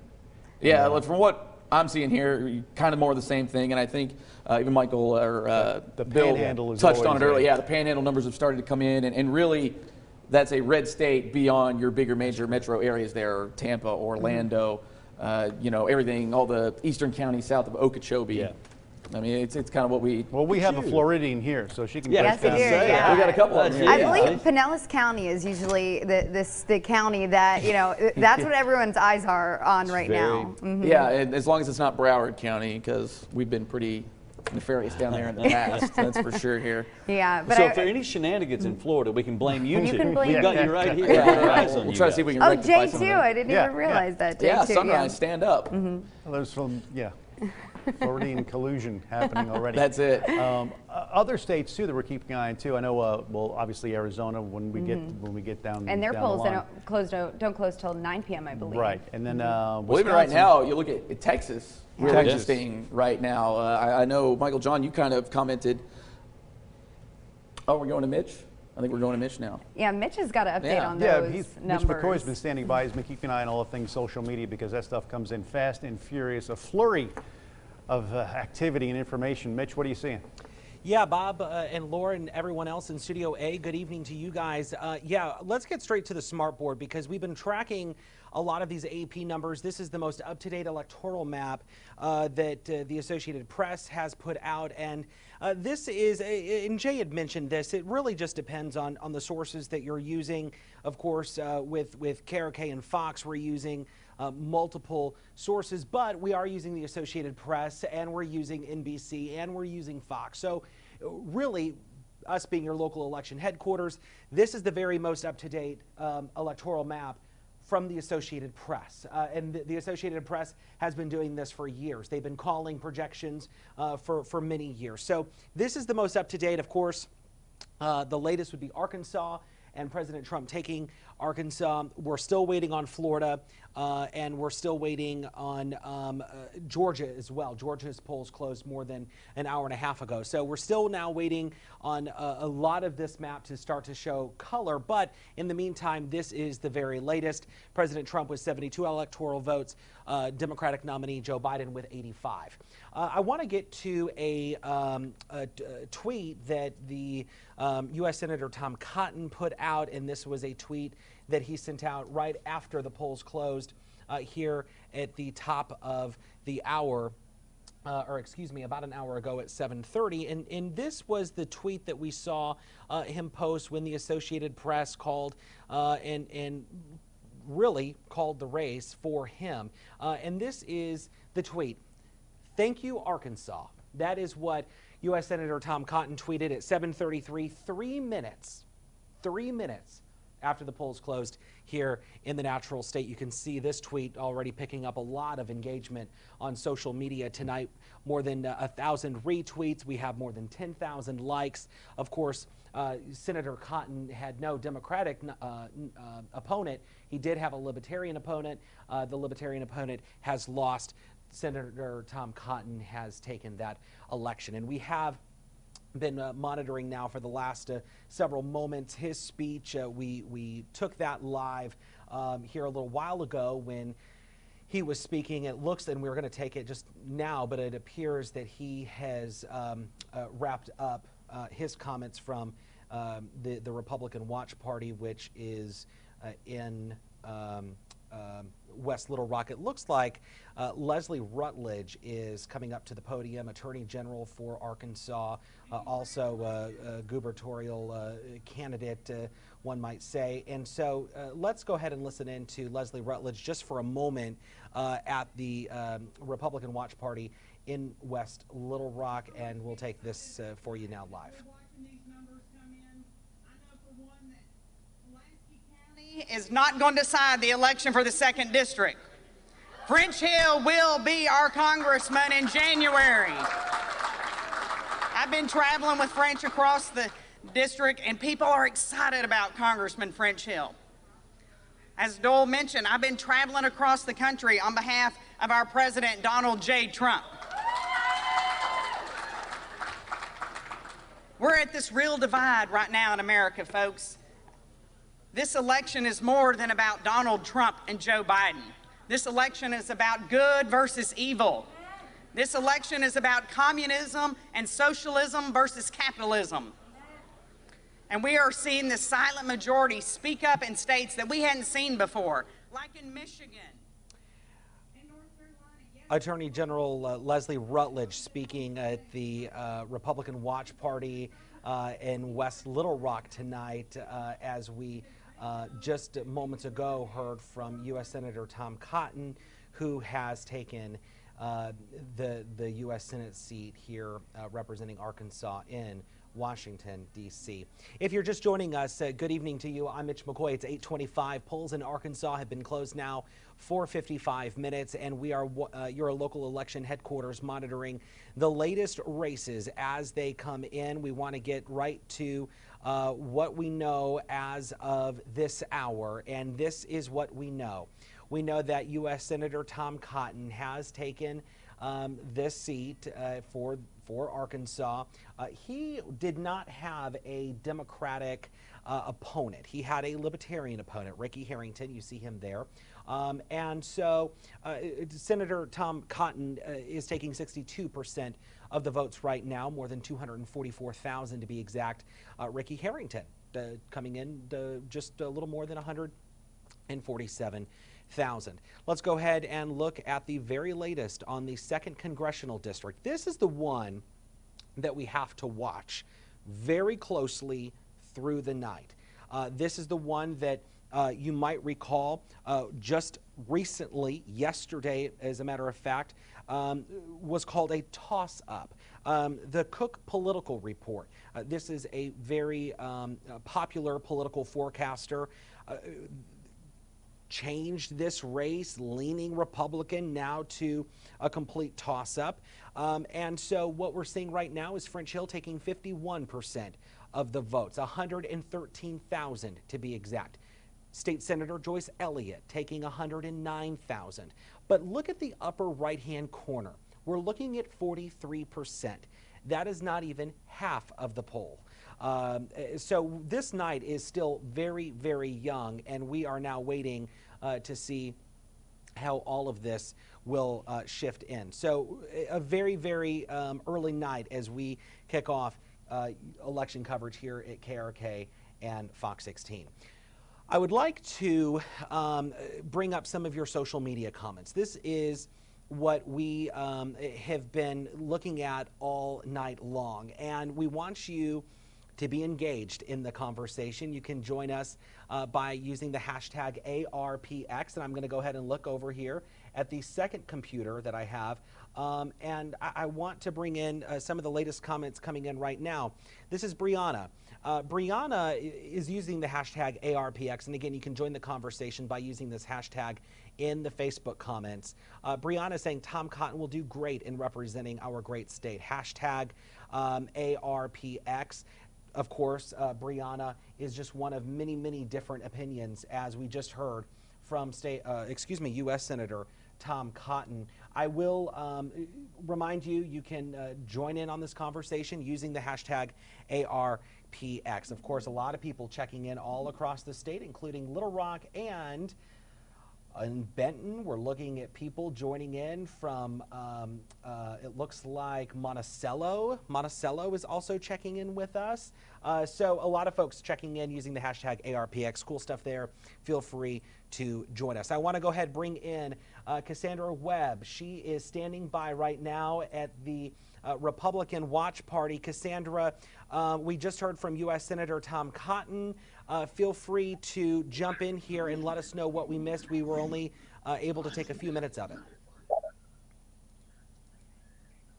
Hey, Mitch. Yeah, everybody here is really excited. He was greeted with a standing ovation. People here kind of emotional about his win to his second term. He spoke about the importance of families in Arkansas, his commitment to not apologizing for being politically incorrect, if you will. He talked about how committed he is to law enforcement officers, our military, our veterans, and that was greeted by a lot of amens and yeses among the crowd. People just really happy to see him get his second term. Very cool stuff.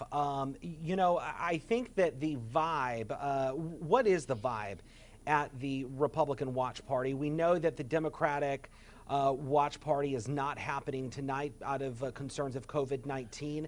We see you wearing your very colorful mask. So what is the vibe right there at the Republican Watch Party? The vibe is that people are here to support their candidates, and everybody is, you know, they're wearing masks. They're doing their best to socially distance. I was told earlier that this watch party typically has about 500 to 600 attendees. Nowhere near that tonight. I would say there's maybe about 100 folks here. So clearly it's not the turnout that usually happens, but people are here, and the people here are very committed to their cause, and they are just counting down until they see a Trump win. Well, and you know, you say that, and I'm looking, we have a feed set up here in our digital studio. We're able to see It looks like we're seeing from our desk right now that Democratic nominee Joe Biden has taken D.C., Washington, D.C., and I'm being told that President Trump is leading Florida by 350,000 votes, with 91% reporting. We're hearing a lot of confidence from the Republican Watch Party in West Little Rock today about sending or keeping President Trump in the White House for more years. Yeah, the general vibe is that it's going to happen, and it's not a question of if it's going to happen, but more when. The commissioner of the Republican Party Association, he keeps going on stage saying, you know, who's ready for a Trump win? Who's ready for a Trump win? And of course, a resounding applause and hooting and hollering. So folks are just really excited to see what happens. And then with Senator Cotton winning his second term, the vibe here is pretty good. What are we expecting in terms of the rest of the night? Obviously, we're closely watching the 2nd Congressional District. That's between Republican incumbent French Hill and State Senator Joyce Elliott on the Democratic side. She's hoping to unseat him. We're seeing a very tight race already within just a few thousand votes. What's the rest of the night look like at the Republican Watch Party? Yes, of course, they are waiting for French Hill and Joyce Elliott results. Not sure if we're going to see that tonight. French Hill is not here yet. He may make an appearance later this evening. It all just kind of depends on the turnout or what happens at the polls tonight. If and when we get any kind of result, we just don't know at this moment right now. I know we're waiting. We're anxiously awaiting to see if he shows up, but we just don't know. Well, and we know that the night's very young. Right. The night's very young. Yeah. I'm interested in, is the governor there? Have you seen the governor? We saw the lieutenant governor. Haven't seen the governor. The lieutenant governor did make his appearance on stage. You know how he can be, a very vocal Trump supporter, very enthusiastic, trying to rally up the crowd here. He's kind of like the night's hype man, if you will. Sure. Yeah, and we know that the night's very young. I'm assuming is the party going to keep going now for a couple more hours, or what's the plan? Yeah, and you know, Mitch, I wish I could take you into the ballroom, but the reception in there isn't great, and it's really, really dark. People are definitely here for a party. We've got a couple open bars, some music going on. They've got the news blasting on all these monitors all around, and I don't think folks are leaving anytime soon. They're really ready to see some more states light up red, and we're waiting on that French Hill Joyce Elliott result. All right, Cassandra Webb is at the Republican Watch Party for us tonight. Cassandra, thank you very much. Don't hit any of the bars. Of course. I won't. Yeah, we're working. Thanks, Mitch.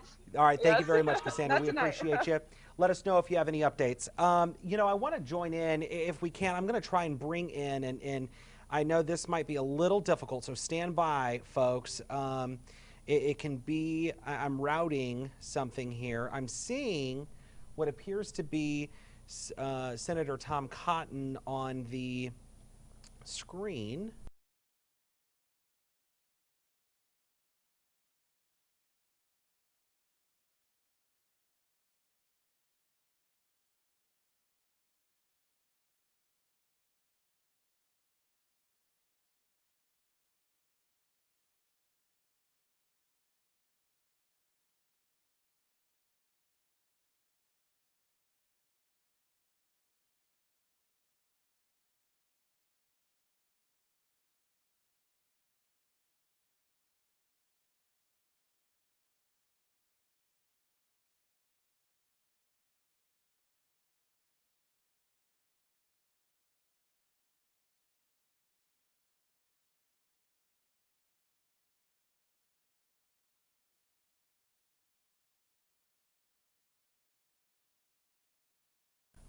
Okay, sorry about that. Had a little bit of some audio issues. We got audio back now. We're going to try and if for just a few moments my audio went out, I apologize. We were trying to bring in Senator Tom Cotton through one of our feeds. I'm not able to do that, but we'll certainly try and bring that up here later in our show. But let's quickly just recap on some of the races that we are closely monitoring. We know that the 2nd Congressional District is up for grabs right now. We know that we have Republican incumbent French Hill, who is with 113,000 votes. That is 51%. We have the Democratic nominee, State Senator Joyce Elliott. She has 49%. That is 109,000 votes. So this is the race that so many Arkansans are going to be watching here for at least the next hour or so. So we are going to be looking at how all of this shapes up. It may not happen tonight, but it may happen at some point here in the next at least early morning hours. And of course, we'll be with you every step of the way as that happens. So just to recap, we are standing by. We are waiting to see more of these numbers trickle in. Keep in mind, there's only 43% of the vote coming in right now. And so that's what all of the political analysts are monitoring here, at least in Studio A. I am in the digital studio. That is where we are tracking a lot of the digital social media comments coming in. And so at this point, let's go and let's start looking at some of your comments as they come in across all of our social media platforms. And I do want to apologize. We briefly lost audio. I hope you guys can hear me. If you can't, let me know. So let me know if you can hear me. Just send a message here on Facebook, and that way I know you got me. But I'm thinking you got me. I hope you do. Saw one comment saying no audio, but hopefully you guys have audio now. Let's go ahead and look at some of the comments coming in across social media right now. This is Brianna's comment. Brianna's talking about U.S. Senator Tom Cotton, saying that he'll do great in representing our great state. Hashtag ARPX. Brianna is also, and when we toss it back here to Studio A here in just a couple of minutes, we'll try and bring it up. But Brianna is also wanting to know what the political analysts are predicting the outcome will be. She's using the hashtag ARPX. Again, you can use that hashtag and we will bring up your comments. So, and I'm seeing some comments right now on Facebook. Audio is fixed. Thanks, guys. I certainly appreciate it. Again, this is our digital studio. So the studio we have here, you guys really are our eyes and ears here on the stream. So we certainly appreciate that. It is all, we depend on you guys so much here in our studio. So that's good news. I'm looking at one comment that just came in. Brianna's really engaged here. I absolutely love this. Brianna is saying, this is almost like waiting for the ball to drop on New Year's. Hashtag ARPX. That's certainly some good stuff there as well. We do have some new information coming in right now. It looks like Joe Biden has taken Colorado. That is per the Associated Press. And I'm also seeing some comments right now from and Bill is our digital director. Bill, if you don't mind, can you clarify Florida, Michigan, and New Hampshire, and North Carolina? Let me know if that's an official projection. That way we can get that reflected on our electoral map. Would certainly appreciate it. So again, I want to toss to this comment, and not this comment, but this graphic, and it's the 2nd Congressional District, French Hill, and State Senator Joyce Elliott. So we will be monitoring that throughout the night, but in the meantime, again, Brianna's comment, what do the political analysts predict the outcome will be as we toss back to Studio A? Bob Clausen, Laura Monteverde standing by. A lot of people want to know what the political analysts think. Yes, they do. And Mitch, thankfully, thanks very much. We have their political analysts, but first we're going to go to Jessie Turner. She's in D.C. tonight, standing by for us. Good evening to you, Jessie. Hey, Jess, a lot to talk about tonight. Most definitely. President Trump is watching all of these results roll in that you've been talking about from the White House. He invited upwards of 400 supporters there for an election night party of sorts. He had hoped to hold it at his hotel here, but because of the COVID-19 restrictions capping guests at 50 people, he couldn't do that. No matter what happens tonight, he is expected to address those supporters. And we do know how President Trump is superstitious, and so any sort of concession or victory speech that would potentially be floating out there is kept very close to the chest tonight. Jess, anything that give you, I don't know, any indication from one party or the other on concerns on any particular states? Because we're watching them all. You know, some of the states that we thought would go one way and go the other have, but there are some that are up in play tonight. And so there's a lot of folks with some sweaty palms. Most definitely on both sides.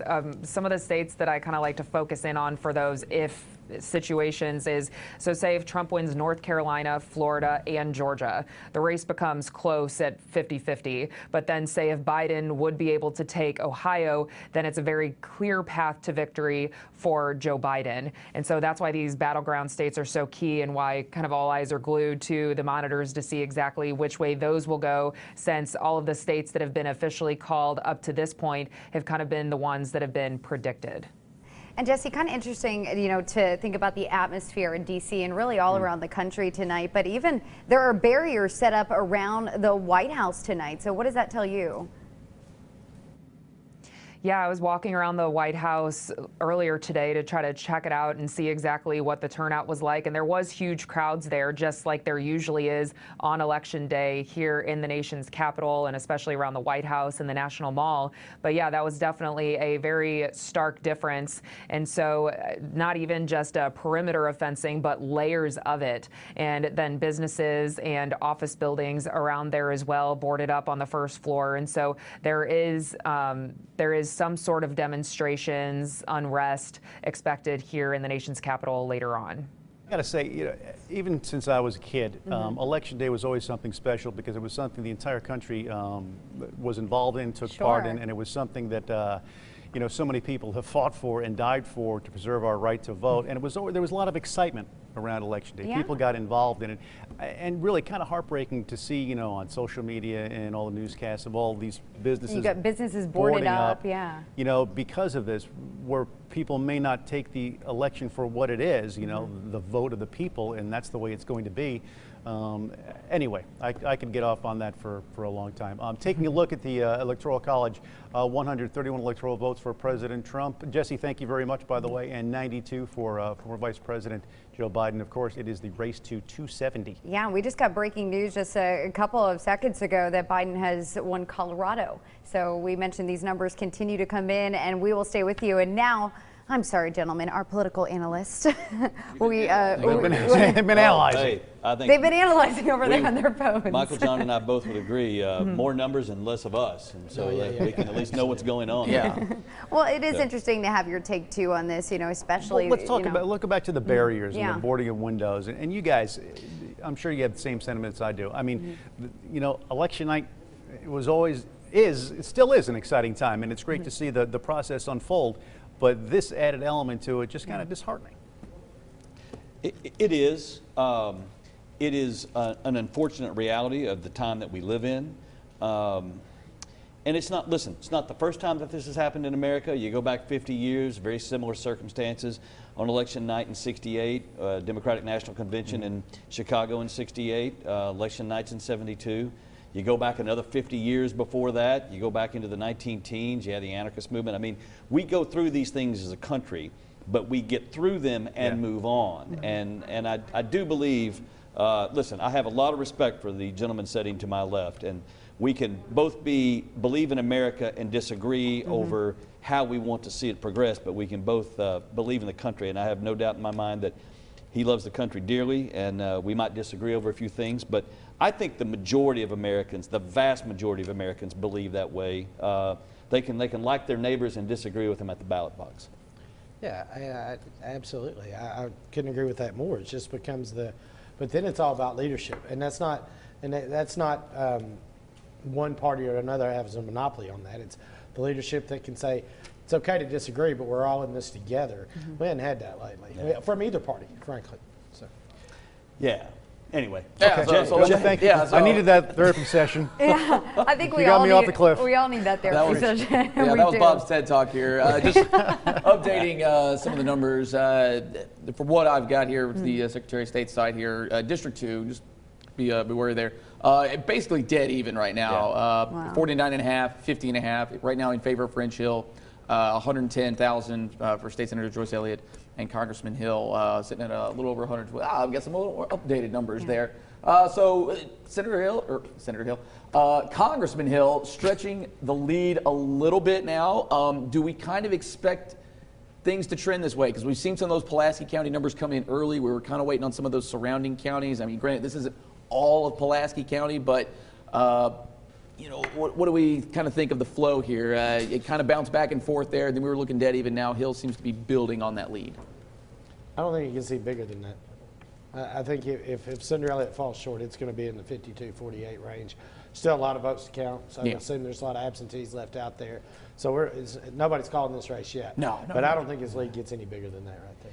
Yeah, again, this goes back to where are the votes, what's in, what's left outstanding to be counted, what from both an absentee / mail-in standpoint is left to be counted. Have we counted Pulaski County's early votes? I think, or the absentee votes. I think there's something that's still sort of hanging in the balance relative to that. Again, we're probably at least an hour, 90 minutes away from really being able to call that race for real. Get a firm handle on it. Yeah, guys, we got districts 3 and 4. Yeah, go ahead, Bob. Yeah. Taking a look at District 3, Steve Womack defending his seat there and doing it handily at this hour. I want to go ahead and take a look at District 4. And District 4, current Congressman for District 4, Bruce Westerman, as we mentioned earlier, up against William Hanson, Democrat, and Libertarian Frank Gilbert. Bruce Westerman, 71% of the vote. Again, those votes still coming in. Taking a look at some of the issues that voters are voting on today. Issue 1, it looks at making an existing half-cent sales tax to fund road improvements permanent. It would generate an estimated $300 million annually. Taking a look at where it stands right now, 54% saying yes, 46% saying no on issue 1. And this is one that we have talked about a lot. I know, Jay, you have dug into all of the issues on the ballot. So this one, definitely a big one. Also, issue 2 on the November ballot, looking to change up the state's term limit. So as of right now, lawmakers cannot run for the General Assembly after they've served for 16 years. But issue 2 would make it 12 years, and that would start in January. And after a 4-year break, then they can run again. If passed, legislative term limits would become effective January 1, 2021. Taking a look at where it stands right now, yes, 55%, no, 45%. And issue 3 would change how we actually get those issues on the ballot. Signatures would be due January 15th of the election year instead of 4 months before the election. And it would also increase the number of counties in which signatures have to be collected. That's 15 counties to 45 if this were to pass. And in each of these counties, there have to be at least 5% of the number of votes from the previous gubernatorial election. So here is how this issue 3 stands right now. 57% saying no, 43% saying yes. We talk a lot about the candidates, of course, throughout the night and everything, but the issue is still very important. Because and just to clarify on issue 2 there, it's actually 12 consecutive years. Yeah, so if there's actually a break, so say you're in there for 10 years, you take a year off, that clock resets. And then also, too, just sort of a little caveat here, everybody who's currently in, not necessarily elected in now, but everybody who's in now kind of gets grandfathered into that old the old way of doing things. So did I not tell you that he covered these issues extensively? I tend to know a thing or two. We're getting an update here. Okay, did you get that one? Current electoral count, Joe Biden 131, President Trump 92. Yeah. Okay. That's what I heard. So that's where we stand electorally. Yeah, when you see us just standing off and staring off in the distance. We're listening to something. We're listening. It's all about numbers, so we want to just kind of. Yeah, this is the exciting part. I know, numbers rolling in. I love it here. In fact, we got an update up on the board there in District 2. Congressman Hill stretching that lead by 1%. Now 128,000 to 115,000 over State Senator Joyce Elliott. So still pretty close. Like Michael John said, we're not going to call this one by any means. You're still only seeing about 44% of that district being counted right now. Yeah. I'd have to mention something, and Lauren, you and I have talked about this too. If this race was to take politics out of this race, and you vote for someone who likability, this would be a dead heat. Yeah, tough call. Knowing both French Hill and Joyce Elliott, professionally, they're both really great people. They're both very nice people. So this is strictly. Obviously, it's right down. Yeah, so whomever wins actually makes my job pretty easy still, nonetheless. So, but they're both very responsive. like you guys said, I mean, I like both of them. Their staffs are wonderful to work They with. haven't figured in today's votes in Pulaski County. So that's what's outstanding in there. Yeah. So you're still thinking, Bill, that this will be called around what time, you think? I think, you know, probably about the time we go off the air at 10:30. Right when we go. Seriously, we'll break to it. Yeah. I think what Michael John said is a significant development in that if no votes from today have been counted that in Pulaski County, then I think that's a big deal, because you would think then that Joyce Elliott would run stronger than in Pulaski County, obviously, than in other areas. And so that's a bucket of votes out there that could shift things dramatically. But then you got to understand what's left in, you know, what's left in White County, what's left in some of these other outlying counties. So again, still a lot left to do. Well, and how do you guys think too, just sort of the age breakdown here is, because I know we put a lot of emphasis on the youth vote, and the turnout for that really wasn't as strong, under 10%, but you know, you kind of look at some of those, you know, I don't want to say middle-aged, but kind of that middle-aged, late 30s into your early 60s. I mean, pretty big turnouts right there. Let's back up. Be careful. Before we start saying late Be careful. That was I like your definition of middle age. What was that, late 30s to middle 60s? Yeah, it's a wide range there. It includes everybody, so I've just offended everyone. Well, no, but I think to your point, you're talking about, listen, it's to not have a major college campus with a big on-campus presence, that tends to prohibit seeing larger numbers of young people show up and vote. And then I think, you know, but does the city of colleges count as sort of one big? Oh, yeah, no, but here's the biggest issue. It doesn't matter if you're a Democrat or a Republican. Younger middle-age group from 35 to 45, and then maybe your middle-age group older than that, they vote. When you talk about younger voters, you've got to get them excited. You've got to train them to vote, to want to go vote. And so the candidates have to get them excited. The parties have to get them excited. There's a lot of, you can just say we want to turn out the youth vote. You can say you want to do a lot of things. You've got to do the work to do that. Were you surprised just to hear that, even in District 2, about 8% turnout, especially with this being presidential and kind of everything that was leading up to this one? No, you vote in America when you either have kids that go to schools or you own property. That's right. I mean, you vote when you look and where your kid goes to school, and then you look at what your property taxes are and things like that. You've got skin in the game when that happens, and that's when you show up and vote. Yeah, sadly, unless you are speaking to issues that somewhere a 19 or 20-year-old, and shoot, I can tell you that I don't know what issue that would have been when I was 19 or 20 or Bill 19 or 20, but unless you can get I was excited to vote. That's a national appeal. Yeah. It's 18. Way back when. I couldn't wait. Yeah, back then. I thought Abraham Lincoln was a Fed candidate. All right. Well, thank you very much, guys. We appreciate your intake. Want to check in real quick with Mitch McCoy. He's taking a look at the social media activity out there. Hey, Mitch, what do you got?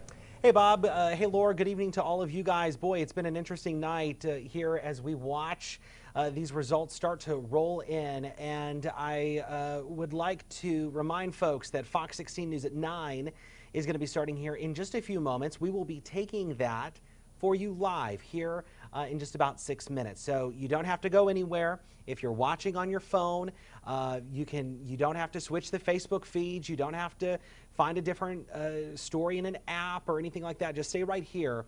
We'll go ahead. We'll bring you Fox 16 News at 9 in its entirety right here on social media. And of course, we'll jump in through the commercial breaks. We'll give you the latest. We'll show you the different things we're seeing on social media. We'll bring in the comments using the hashtag ARPX. So there's so much that we're going to be able to do here over the next still 2 hours, because this night is young, and it will be young now for the next couple of hours here as we look at some of your stuff on social media. So I want to go to some of the comments that are happening and that we're seeing across social media right now. It looks like Amanda is jumping in on the conversation with us right now. Amanda is watching from Russellville. Amanda, thanks for watching. She's using the hashtag ARPX. You know, this comment is just great, and it's the comment from Brianna, and she's using the hashtag right here, Brianna, saying this is almost like waiting for the ball to drop on New Year's. Hashtag ARPX. Pretty cool stuff right there. So the ball drop just gets me every time, because we are seeing that, and it certainly something that you know, there's just an excitement in the air, and we talked about it before. Whenever there's you work in a newsroom, then usually the night's pretty young, and this is like the Super Bowl here in any TV newsroom. So if you're just joining us, we want to welcome you. We are in live continuous coverage. We've been on since 7 o'clock. We certainly appreciate you tuning in. I want to show you what we're watching right now, and we have a reporter in this room. These are the numbers coming in on every race in the Pulaski County area, and you can vaguely see them. I want to get to a different viewpoint, and thankfully, because we are in the digital studio here, I'm able to interact and I'm able to change certain things live on the fly here. I want to bring up KRK.com. KRK.com, of course, your local election headquarters, including on Fox16.com as well. So I want to show you some election results. I'm seeing some questions right now about the North Little Rock mayoral race. Let's go ahead, let's find the North Little Rock mayoral race. Let's go ahead and bring up some of those election results. And what I'm going to do, again, we're in our digital studio, so I'm able to show you all of this right here as we wait for Fox 16 News at 9 to start. Again, Fox 16 News at 9, now about 3 minutes away. Let's go ahead and let's bring up the North Little Rock mayoral race. And so this is something, if you're on our website, let's go ahead and take this full, because I want to show you how to use KRK.com, Fox16.com, especially after some of these races are called, because you're able to go back and look at specific races, and you're able to search like I'm searching right here. So let's go ahead and search North Little Rock, and here we are. We have, you know, again, early, the night's young. We have 0% reporting right now in the North Little Rock mayoral race, but Tracy Steele is in the lead. Tracy Steele has 8,000 votes. That's 46%, and we have Terry Hartwick following suit at 30%, just a few thousand votes shy, and to be quite honest with you, that's not a lot of votes behind, especially when we're talking about only 0% currently reporting in this specific race, at least. So this is available to you at your fingertips at KRK.com and Fox16.com. So it's good stuff right here that you can use on the fly all night long. But at the end of the day, the latest results will be found right here in our live continuous coverage right here on our social media accounts, on KRK.com, and on Fox16.com. I want to just reset for you what's happening here on our website and on all of our digital platforms. We are in live continuous coverage mode as we watch all of these election results start to come in. Fox 16 News at 9 will be streamed live right here on all of our websites and on Facebook. It will be commercial free. We will bring in additional election results in the middle of the commercial breaks during Fox 16 News at 9. We will do the same for KRK4 News at 10 o'clock as well. So you don't have to go anywhere. It's right here all night long as these election results start to come in and as these races are called. If you're just joining us, the night is young. Feel free to use the hashtag ARPX. When you use the hashtag ARPX, we are able to bring in your comments live on the air, just like this. You see Diane's comment. She's using the hashtag ARPX. We're seeing Sheila's comment. She's using the hashtag ARPX. And all of this is all night long right now in the middle of Fox 16 News at 9 and KRK4 News at 10. But for now, I'm Mitch McCoy. We will have live continuous coverage all night as the election continues, and we will have the very latest on Fox 16 News beginning in just a moment. But as we stand by for that, we will bring in Fox 16 News right here on our stream. Please stand by. We'll bring in Fox 16 News at 9 in just a moment.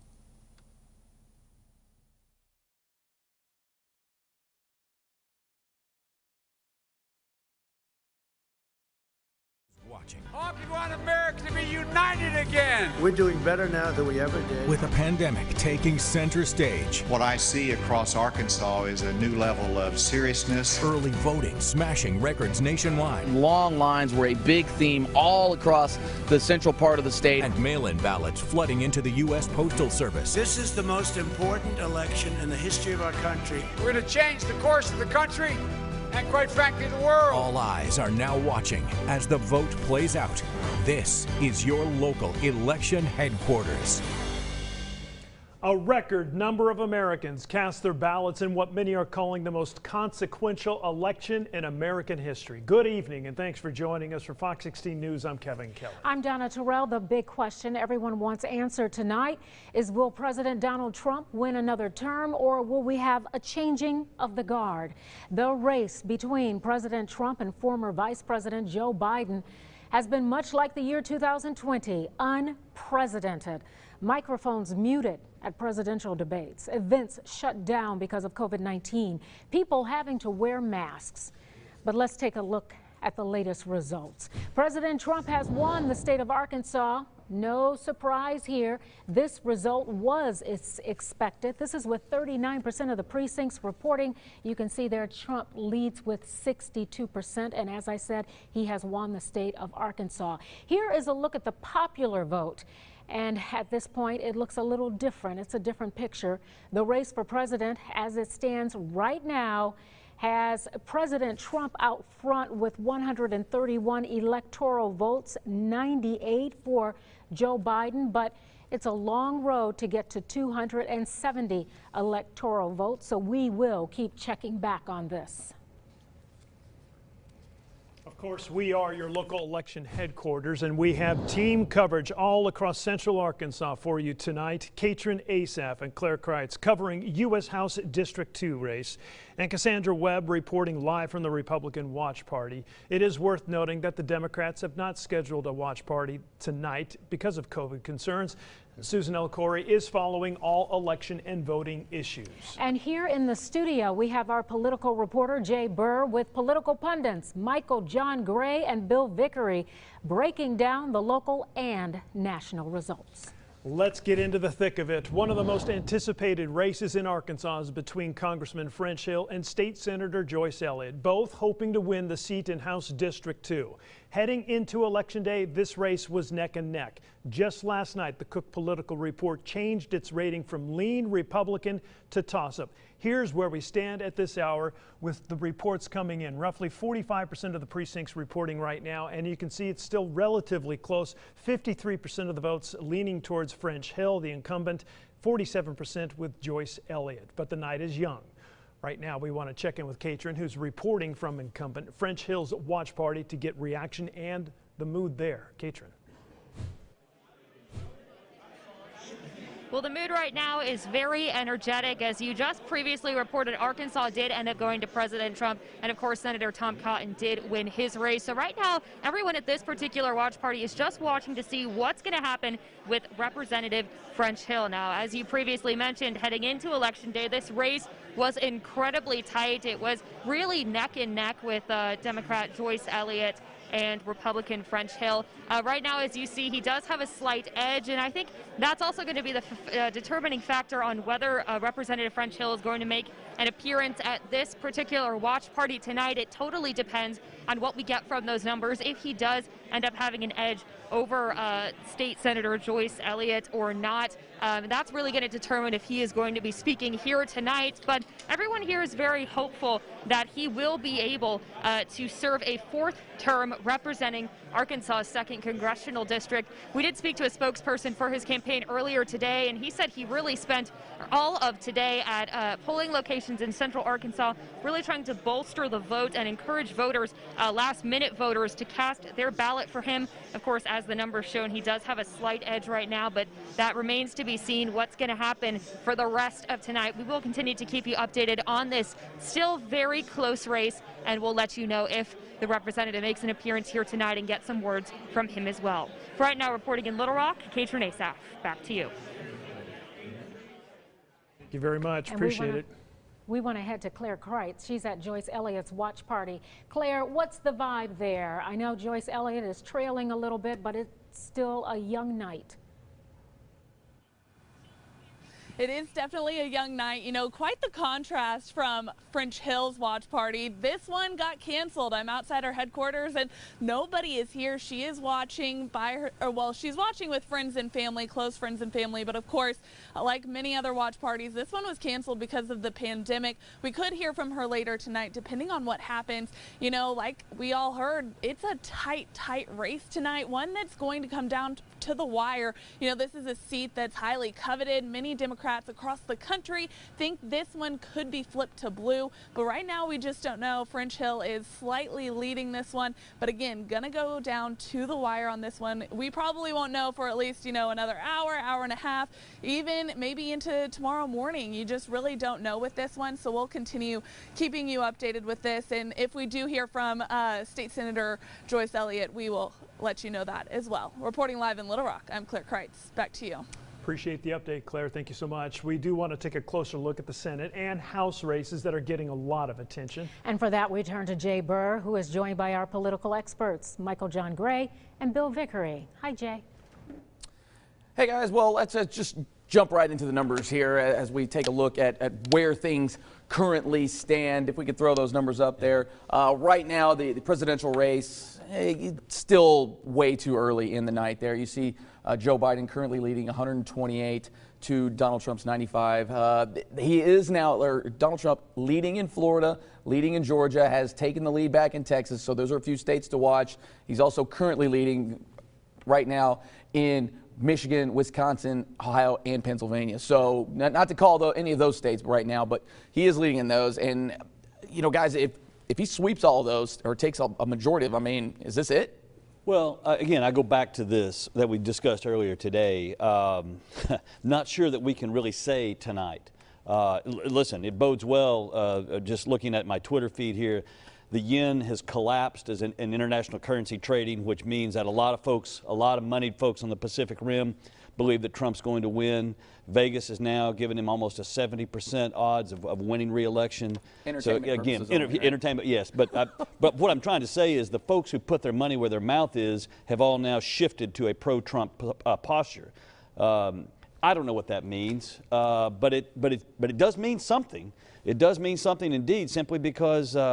I mean, these people don't give money away, and when you look at how the states are stacking up and where he is in the lead, all of those dominoes fall, and then you throw in Iowa and you throw in a couple of the big box states, that gets him over 270. Yeah, I mean, but we've said that all along. If he sweeps these states, then then it is. But you win a bunch of states, you win the election. But when you look at Michigan, Wisconsin, and Pennsylvania, you're still not looking at a majority of the vote counted in any of those yet. So a lot of math left to do. Yeah, and some of those are still even a quarter of the way still counted in from the big cities too. Don't disagree, and this is where, I mean, we don't know if these are all the mail-in votes already counted. Do the mail-in votes come later? What's the posture on all of that? But yeah, I mean, it's because of the makeup of the election, it's so hard to call. The tone right now feels like it's very similar to 4 years ago. Everybody counted him out, and he's squeaking out and taking small leads in these states where they thought he was counted out. I'm going to hope that's not the case, but that's what it's starting to feel like right now. And also part of this deal is, you know, we've got a lot of congressional seats up for grabs as well. Let's take a look at the current balance of power, if you will. Right now there in the Senate, you kind of see it. Still a few seats up for grabs there. Democrats with 40, the Republicans now with 38 seats. And these are kind of confirmed seats on the night. So still a lot to be had there, at least in the Senate. I think North Carolina still hangs in the balance to some degree. Alabama, Tommy Tuberville is going to be a United States Senator. Who'd have thought? Who'd have thunk it? But then Republicans lose a seat that they hold in Colorado, so those two kind of trade off. I feel like Arizona is probably going to flip and become a Democratic seat. I think Joni Ernst in Iowa holds her seat. So then it's going to boil down to maybe North Carolina and a couple of more for control of the United States Senate, which is a huge deal heading into January. And then also, too, and Michael John, we'll get your take here on the House here. Balance of power looking like this right now. GOP with, I guess, a healthy lead now, but still tons of seats up for grabs. You see the lead there, 108 to 74. Any chance here that the GOP flips it, or are we still looking at a blue House? No, absolutely not. Bill's got a better chance of winning a Brad Pitt lookalike contest than the. He is aging. He is aging. You throw the glasses on him. You know, I mean, if you just squint really hard.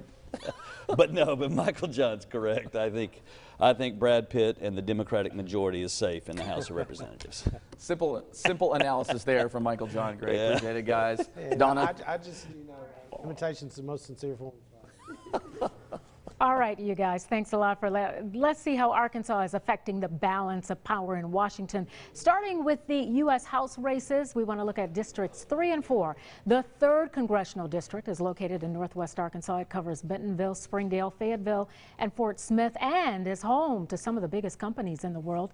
It's been Republican since 1967. So let's look at the latest numbers right here. I don't think that's going to change tonight because 41% of the precincts are reporting, and you got Steve Womack out in front with 69%, Celeste Williams 28%, and the Libertarian candidate Michael Kalagius with 3% of the vote tonight, trailing with a significant margin. Now let's move over to the 4th Congressional District. This is in southwest Arkansas. It includes Camden, Hot Springs, Pine Bluff, and Texarkana. This has been Bruce Westerman's territory since 2014. In fact, the last Democrat that was in this district, that was back in 2013, that would have been Mike Ross. So it looks like Bruce Westerman out in front on this one. U.S. House District 4, 49% of the precincts reporting. He's got 69% of the vote.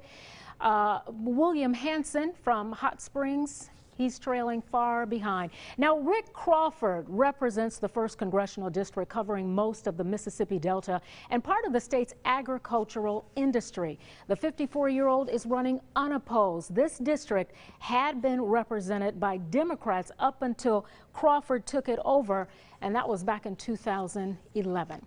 Let's move on to U.S. Senate. Now, nationally, Republicans are fighting very hard to keep control of the Senate, and incumbent Tom Cotton will help them do that. Ricky Dale Harrington Jr. of Pine Bluff, a Libertarian candidate, was the only opponent. And Tom Cotton has won the state of Arkansas. That means he is going back to the U.S. Senate. Kevin? All right, Donna, thank you very much. Right now we want to take another look at the presidential election results, at least here in the state of Arkansas. We'll do that right before we go to break. And really, no surprise here. President Trump has won the state of Arkansas along with its 6 electoral votes. As for the race for the White House, well, that is still uncertain as to who will come out on top, or even if a winner will be announced this evening. A lot of eyes right now on a number of swing states such as Arizona, Florida, where Trump currently leads but is still too close to call. Then there's Iowa, Ohio, Georgia, and Pennsylvania. We're watching all of these very closely right now. But as you can see on your screen right now with the vote totals, at least at this point in time, Trump has 130 of the electoral votes compared to Biden's 98. But as we all know, the night is young. I know. And we've still got a long, long way to go. We've been saying that. We'll keep you posted. I don't think we're going to know the results of this race tonight, but we will keep following it. When we come back, we will check in with Susan El Khoury. She's been keeping a close eye on potential issues at polling sites as they gather the results of the election tonight. And we will also give you the latest results on the ballot issues. There are 3 of them, but first I'll look at some of the race results from around the state.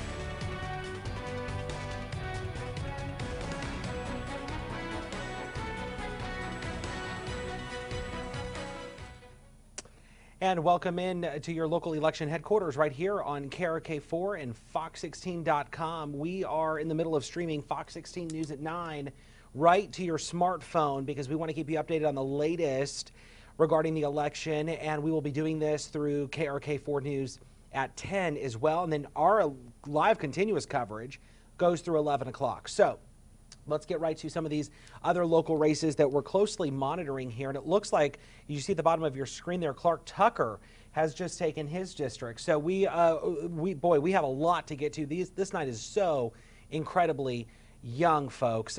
Let's go ahead. Let me show you our website, KRK.com right now, Fox16.com, because this is where you can find the latest on the results that are coming in literally by the minute. And I want to encourage you, use the hashtag ARPX. We are monitoring all of your comments and all of your hashtags right now. We will bring them up in the middle of our show there. You see Amanda watching from Russellville, but feel free, join us. Use the hashtag ARPX, and we will get back into Fox 16 News at 9 here in just a minute. So also want to keep you updated, let you know I'm seeing Amanda's comment saying she's a little confused. Said Trump had 129. Now it said Biden is leading with 129. Just a heads up, you know, there are multiple sources here. You know, and that's how this whole projection thing works. So you have multiple sources. We're monitoring multiple sources. We're using the Associated Press as the official, you know, projector, if you want to call it that. And so we'll walk you through this, and we will walk you through it for the rest of the night. But let's get to some of these local election results as they come in. You can see it looks like Dean Capiris is taking the lead right now with 61% of the vote, and this is for the Little Rock Board of Directors. It looks like for position 9, Antoine Phillips is in the lead right now with 24,000 votes. That is 39% of the vote there. And you also see position 10. It appears that incumbent Joan Adcock is in the lead with 28,000 votes. This is all available right now on our website at KARK.com. It is also on our website, Fox16.com as well. So there is still much more to get to, and Fox 16 News at 9 will be continuing here in just a moment. And, you know, again, want to keep you updated. This night is young. We will walk you through it. We will walk you through what we know when we know it. But for right now, we will return to Fox 16 News at 9 in progress right now. Looks to make a half-cent sales tax to fund road improvements permanent. It would generate an estimated $300 million annually. Now, supporters say if an extension of an existing tax would create 3,600 jobs each year. Opponents argue it's a new tax and should not be part of the Constitution. So where do we stand at this hour? Well, let's show you and get straight to the results. It appears at this point in time that issue 1, actually, we're having a little difficulty generating those results. We're having a little bit of a problem, but I can tell you that earlier tonight, issue 1, at least with some of the precincts reporting, Donna, was people were in favor. They were in favor of issue 1. In favor of it at that point in time, making yes. that tax a constitutional amendment. Okay, yeah. Well, let's move on to issue 2 on the November ballot. It looks to change up the state's term limits. Part of the change is the removal of the lifetime cap after a legislator has done their time. And as of now, lawmakers cannot run for the General Assembly after they've served 16 years. But issue 2 would make it 12 years starting in January. And then after a 4-year break, they can run again. Yeah, proponents of that issue would argue that they were in favor of it. We checked in earlier before our newscast when the results were up and running. And in fact, they were in favor of term limits at that point in time. So we're going to try and get that issue resolved. We'll come back and revisit issue 1, issue 2, as well as issue 3. As well as issue 3. But right now, we want to send it to our Susan L. Corey. Obviously, the polls closed at 7:30 this evening, and so now we're looking at the ballots being counted as well as if they are encountering any problems. Susan, how's it going out there? What have you been hearing tonight? Well, Donna and Kevin, right now, the most notable issue that we're hearing about is with thousands of absentee ballots out of Pulaski County that could be disqualified for various reasons. Now, the county is looking into that right now, and they're also looking into it here at the Capitol. I'm in the basement where there's pretty much all eyes on the election here. In this room, we have Homeland Security and the FBI monitoring everything, making sure it's safe. And then just right across the hall over here is where the Secretary of State Director of Elections is. And that's where they're talking to all the counties, making sure that what's getting reported is in fact okay, checking on any issues there. Now, the big issue again that I mentioned was the Pulaski County absentee ballots. At last check, that number is still at around 4,300 ballots that could possibly be disqualified. The Election Commission there telling me it's for various reasons, ranging from a voter not providing their voter statement or not even having proof of ID that they need to submit back with their absentee ballot. So they are looking at all of those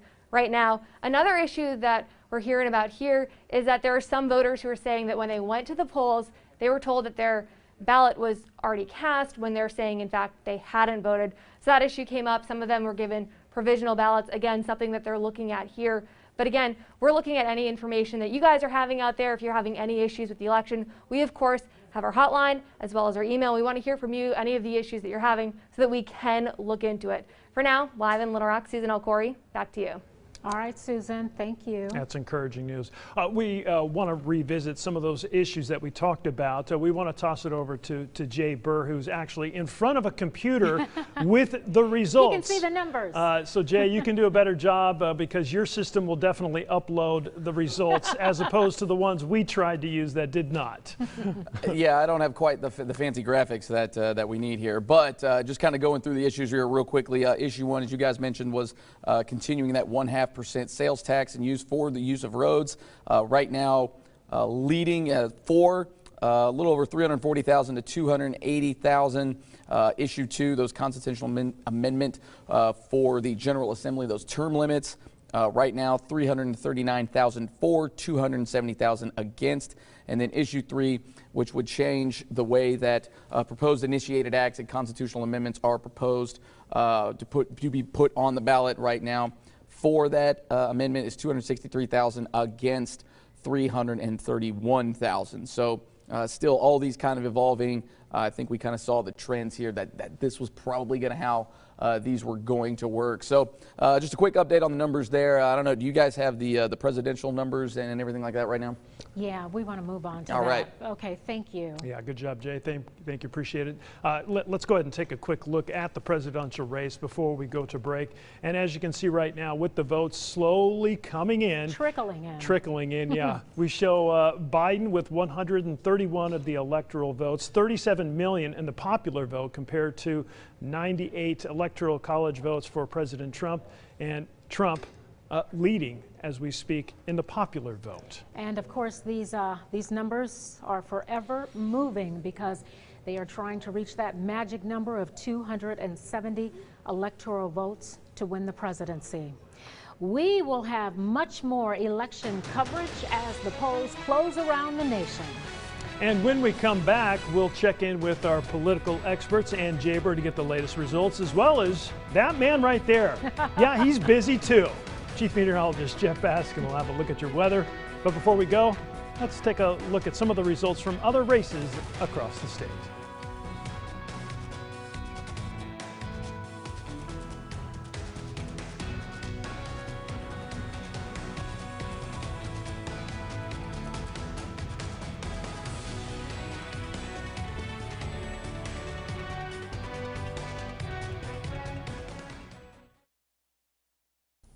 And we're going to continue our live coverage right here online at KRK.com, Fox16.com. Hello to you. I'm Mitch McCoy. We just saw Ashley's comment there at the bottom of the screen. She's saying ARPX, who is in the lead? That is the million-dollar question all night long. Let's go straight to our smart board. That is the one with all of the answers right now. This is the very latest as of 9:24, and that's what time it is right now. So you see Joe Biden with 131 electoral votes. We also have Donald Trump with 98 electoral votes. We just saw that on the map just a few moments ago. And just so you're aware, we are going to go back to Fox 16 News at 9 once it resumes. So we'll actually take the forecast here in just a moment. But this is the very latest. This is what we're seeing across the country right now. You see Red coming in across the state. Of course, Arkansas was called right after the polls closed at 7:30. Texas is leaning red. You see that shade. Right now it's leaning. It's not an official projection just yet. Florida is also leaning red. And so there, Missouri also leaning red. Michigan also leaning red. Ohio also leaning red. These are not official projections just yet. So we're still closely monitoring this. We're closely trying to dive into this. And of course, as soon as the Associated Press calls it, we will bring that to you as that happens. But just out of curiosity, and I think I can click this here, let's say, well, and it won't work. It would go by county, and that is what we get for the smart board. So, well, we'll try and bring this up here again in just a moment. But nonetheless, this is the very latest as of just a few moments ago. Joe Biden with 131 electoral votes, President Trump with 98. But you see all the shaded reds right here that are right now leaning Republican. So, but not an official projection just yet from the Associated Press. As soon as that is called, we will certainly pass it along to you. So, Ashley, your comment on Facebook, hashtag ARPX, who is in the lead, it was a long-winded answer, but I'm sure it is at least welcomed here because we are in a very complicated night where we are watching many races unfold across the state. So we will certainly try and bring you more questions and comments. Again, you can just use the hashtag ARPX. I'm going to try and see if we have any more comments coming in right now. Again, use the hashtag ARPX. I'm looking at Brianna right now. Brianna is saying this is definitely a race to the White House.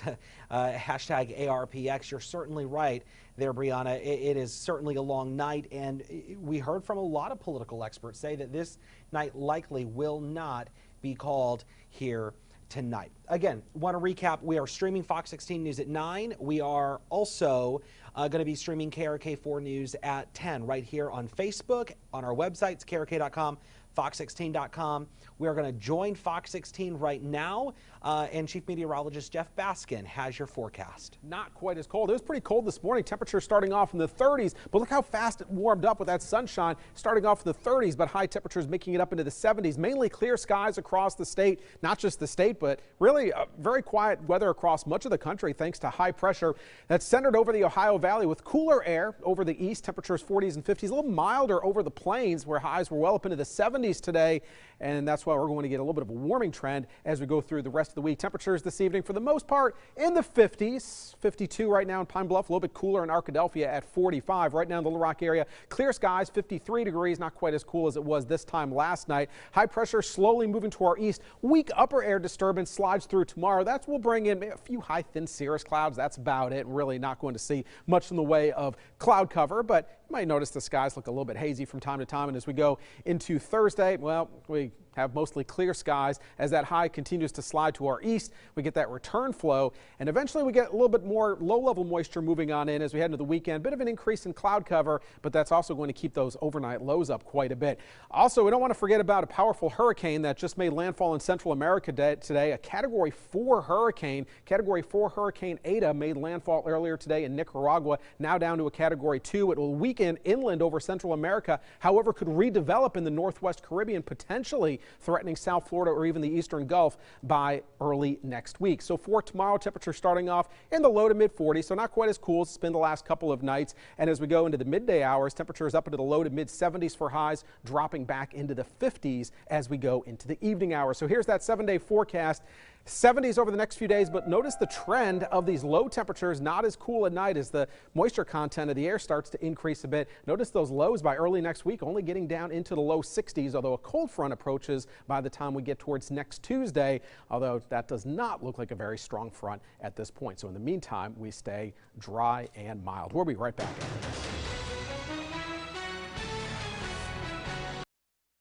And welcome back into your local election headquarters. We just wanted to take a quick moment and share the weather forecast with you here because we know that that's certainly an important part of your day tomorrow at least. So Lindsay's asking an interesting question right now on social media, and I want to put that up into the queue I'm looking at the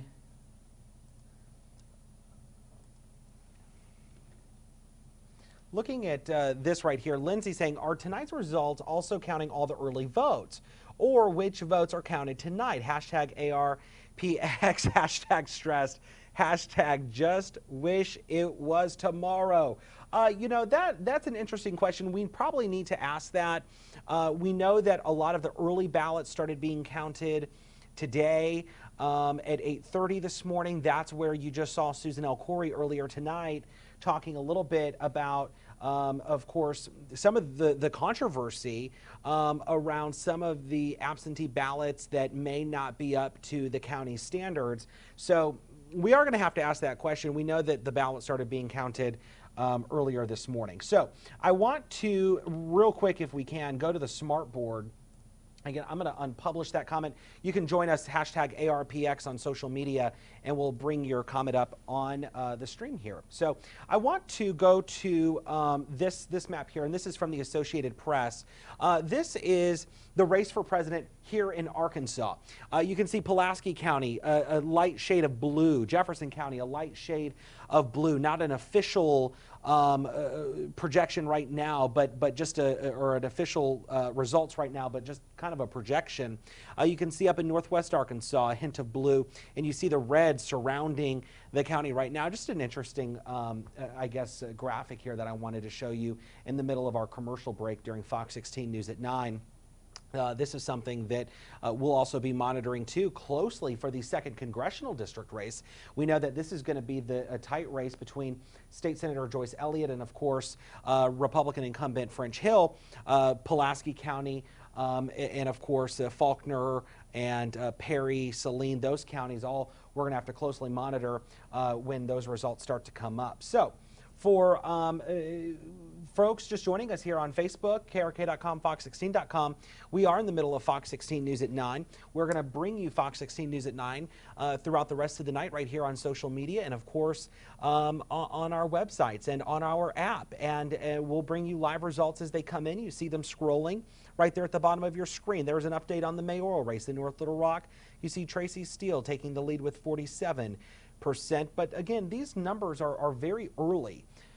You know, if you look at the clock, it's 9:32. Polls have only been closed in the state for 2 hours. Our continuing coverage begins on Fox 16 News at 9. We are your local election headquarters. Welcome back, everyone, to your 2020 election night coverage. That is exactly right. And we want to check back on the presidential race results. Here in Arkansas, President Trump wins the state. That was expected to happen. Nationally, well, the verdict is still out, but as it stands right now with 61% in, President Trump is in the lead with 62%. Oh, wait, this is the state of Arkansas. 61% of the precincts reporting in the state of Arkansas. We have President Trump the winner. As I just said, he did win our state. Yes. Keep in mind, it is 10:40 on the East Coast, 7:40 on the West Coast. So polls are just closing there. And many states saying they will not have results until tomorrow, maybe even longer. But here's where we stand in terms of the Electoral College. The goal, obviously, to get to 270. Biden has 131 of the Electoral College votes compared to Trump's 180. We were just told that Trump won Utah. No surprise there. But Trump, Donna, leading in the popular vote as we speak. And here's some breaking news. We have just heard that Democrats will keep control of the U.S. House of Representatives. And as the results continue to come in tonight, our analyst team will tell us what these numbers mean for our state. Yeah, let's send it over to Jay Burr, who's taking a closer look at the Electoral College. The goal again, Jay, 270. So kind of walk us through how this could unfold, because there are so many different paths at this point. Yeah, there really are, and you kind of throw the map back up there if you can, guys. We kind of look at where we're looking at, or what's not red right now. Texas trending that way, Florida trending, we talked about in the last block, you know, Florida, Georgia, that Rust Belt there, Wisconsin, Michigan, Ohio, Pennsylvania, all trending red right now. Missouri the same way. Arizona is still kind of a toss-up. Right now, at least, it looks hard for Joe Biden, but I don't want to count him out just yet. Again, I think everybody's trepidatious because we remember 4 years ago, and you had a lot of folks who got a lot of egg on their face, you know. Yeah. So you want to think that it's a long night in front of us in terms of verifying everything. Also, I'm unclear as to what is left outstanding to count from mail-in votes and how states do that sort of thing. Yeah. That said, all that said, the currency markets are clearly predicting that Trump's going to win with the collapse of the yen and international trading. And it does look, as you point out, you see the map, you see the states tumbling. It is eerily similar to 4 years ago. No, it definitely feels a lot like that. There's still a lot to count, not knowing what's out there, not knowing, but I'll be honest with you, it feels a lot like 4 years. Yeah, you look at that map now through Big Ten country. I mean, it looks like Trump is beginning to pull ahead easily in Ohio and somewhat in Pennsylvania. Michigan is a little bit of a shocker in that the lead there, and Wisconsin, and then you go down the eastern seaboard. It's neck and neck in North Carolina with about 90% of the vote reporting. Georgia is going to go to Trump. Florida is going to go to Trump. Texas is going to go to Trump. So those are all big states to tumble. He's looking real good when it comes to the college football playoff. You got the ACC, the SEC there. The Big 12 is looking good for Trump as well. So, but again, real early in the night still. I know we kind of keep saying that Western side obviously is going to have something to say about all of this as well. So, you know, by any means are we calling this race ourselves just yet. But it does seem to be right now trending that way. But guys, we'll keep you updated on the numbers, and if anything, any other states do get called, we'll let you know. Okay, we'll keep our eye on it. Thanks a lot, guys. And let's turn our attention now to the U.S. Senate, specifically Tom Cotton, who was reelected once again and heading back to the Senate. Our Cassandra Webb joins us live from Republican Watch Party tonight, where earlier this evening Cotton addressed the crowd, at least a small crowd that was there. Cassandra? Yeah, he sure did. So he won again his second term in the Senate, and he came out with a loud support for our law enforcement, military, and veterans, and kind of coming down on the other side, the Democrats, for perpetuating what he calls this narrative that America is not a country worth fighting for, that we should be ashamed of it. Senator Cotton says that's just not so. They think America is a hateful or irredeemable land, something that we should apologize for. We love each other. Well, tonight, Arkansas, you sent a message loud and clear. America is a great country that is, in fact, worth fighting for. And of course, getting a lot of support from the crowd here. His Twitter, a simple message to Arkansans who voted for him. He just says, "Thank you, Arkansas." And Senator Cotton did not have a Democrat rival. His challenger dropped out soon after the race started, but it was too late for any other Democratic challenger to step in. Back to you. All right, Cassandra Webb reporting from Senator Cotton's camp. Coming up, we will take another look at the 2nd Congressional District race and have live reaction. That is a close race, but here's a look at the race results from all around the states. We'll take a quick break and be right back.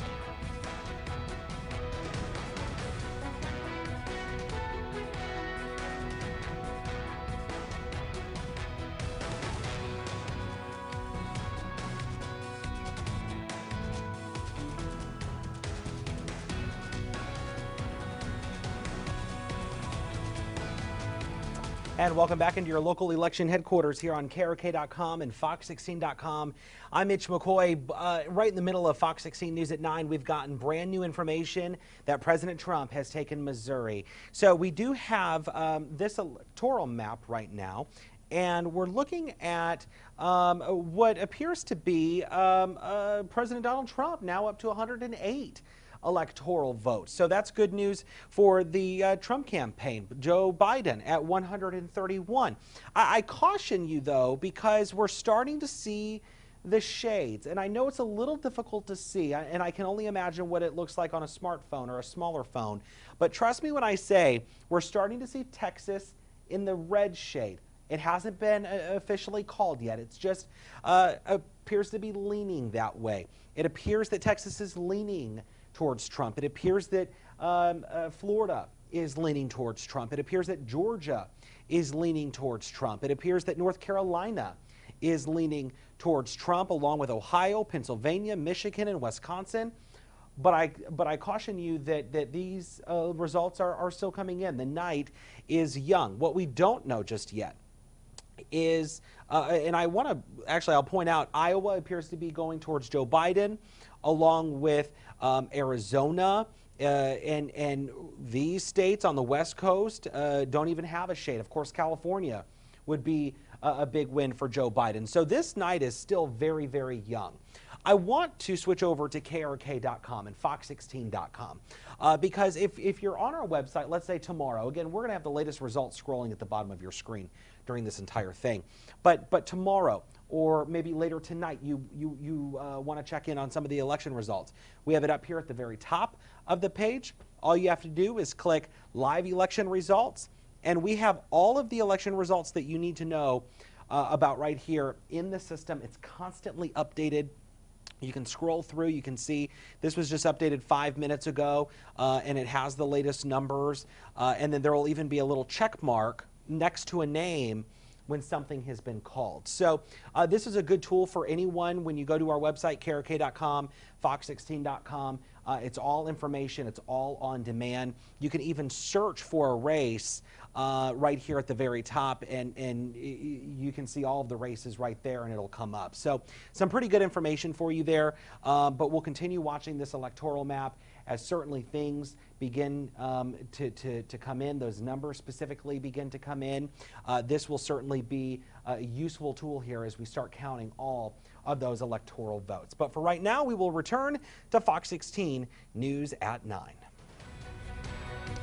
Arkansas's Congressional District 2 race, one of the most watched races in the country. You got that right. This race could come down to the wire. So let's go ahead and bring you up to speed on the latest results at this hour. And this is how it's looking. This is with 58% of the precincts reporting. French Hill is out front with 54% of the vote. Joyce Elliott trailing at 46%. This is expected to be a close race. I think right now I was expecting for it to be closer, but there's still time to see some changes here. But as it stands right now, French Hill definitely in the lead. Our Katrin Asaf is live at the French Hill Watch Party. Yeah, Katrin, what's the reaction tonight to the results at this point? Granted, a winner has not been declared just yet, but what's the mood right now, and do we expect to hear from French Hill tonight? Well, the mood right now is hopeful. I would say that most people here are expecting to hopefully see some good results from French Hill.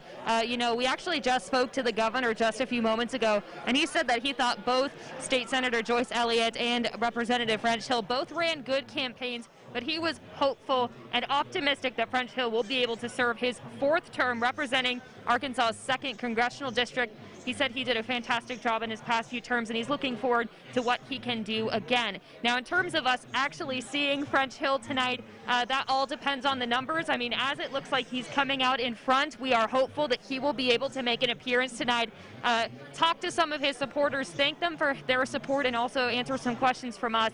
As of right now, we're still waiting to hear back from them, but if we do, we will, of course, let you know what happens with that, and we'll keep you updated on the results. Reporting in Little Rock, back to you. All right, appreciate it very much.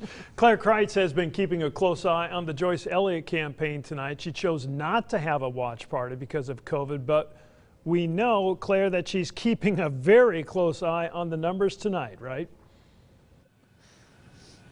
That's absolutely right. As everybody across the country, she is definitely keeping a close eye. As we mentioned, you know, French Hill is a little bit more ahead than the last time we spoke. So I haven't yet talked to her. We do know that she will be heading to her headquarters here in, you know, a little bit when those results are finalized, if we get those finalized tonight, to make some sort of speech. You know, we don't know if she can come back from this, but only time will tell. We'll keep a close eye on this election and keep you updated as we learn more. Reporting live in Little Rock, I'm Claire Kreitz. Back to you. All right, Claire, thank you. According to the Secretary of State's office, the largest age group to vote in the District 2 race falls between ages 54 and 64. Excuse me, 55 and 64. Almost 18% of the voters in this race are between the ages of 45 and 54. Just 8% were between the ages of 18 and 24. When we come back, we have more coverage of local races. We are your local election headquarters. And we'll step in here during the commercial break during Fox 16 News at 9. You're looking at the comments running at the bottom. We just saw somebody supporting appeared to be Donald Trump, and then of course we just stepped in and somebody's now supporting the Joe Biden campaign, Kamala Harris. We are your local election headquarters. Thanks so much for joining us. If you're just joining us here on social media, we certainly want to welcome you along. It has been an interesting night. We have been on air for more than 2 hours here as we really started at 7 o'clock. We counted down to the polls closing here in Arkansas, and then now we're starting to see these election results trickle in. And right as the polls closed, we saw U.S. Senator Tom Cotton take the lead. He was the projected winner. We also saw President Trump take Arkansas here, and obviously the night is still very, very young, but we will be here throughout the night, and we'll start to see some of these election results come in. We are starting to see some projections be made for President Donald Trump, and as we take a look at the electoral map, I want to remind folks that you can check in with us using the hashtag ARPX. We certainly would like to have everybody check in with us. We see people are watching from Benton right now. We saw people watching from Monticello. It looks like Melissa is watching from Monticello tonight. So Melissa and everyone else, thanks for joining us here on KRK.com and Fox16.com. We certainly appreciate you guys watching. Feel free to try and get your comment to come up on the screen by using the hashtag ARPX. Again, that is the hashtag that everybody can use to join us on this conversation happening on social media. We are streaming Fox 16 News at 9 right now across all of our devices on Facebook and KRK.com, Fox16.com, and don't go anywhere. We have our team of reporters already in place, and they will be here for the 10 o'clock news on Channel 4. But we'll also be streaming Channel 4 right here on Facebook. We'll be streaming our newscast on KRK.com, Fox16.com.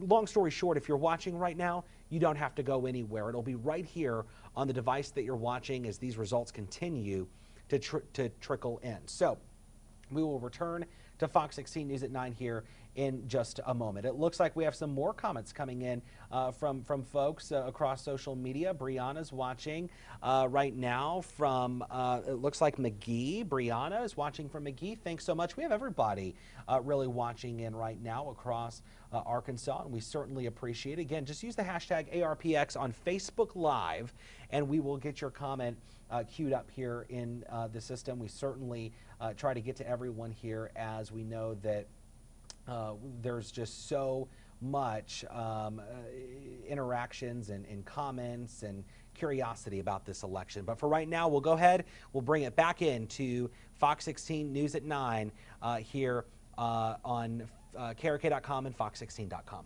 Headquarters on Fox 16. Another race we are watching tonight is the one for North Little Rock Mayor. City Director Terry Hardwick is on the ballot. If his name sounds familiar to you, it should. He was the North Little Rock Mayor from 1985 to 1988. And Tracy Steele, former member of the Arkansas House of Representatives and State Senate. He ran for North Little Rock Mayor in 2012 and was edged out by the retiring Mayor Joe Smith. Also on the ballot, Alice Kuntz, a teacher at Dunbar Middle School in Little Rock, and Debbie Ross, a North Little Rock City Council member representing Ward 1, a seat she has held since 2007. And here are the results in that race. Right now, Tracy Steele is in the lead with 46%, trailing by Terry Hardwick. And this is 100% of the precincts reporting. So you see that check mark right there under Tracy Steele's name? That means he is the mayor of North Little Rock. There were 3 Little Rock director seats up for grabs, position 8, 9, and 10. Here are the results for position 8. Let's get right to it. Dean Compuris running for re-election. And here are the latest results. And you can see there the check mark tells the story with 100% of the precincts reporting.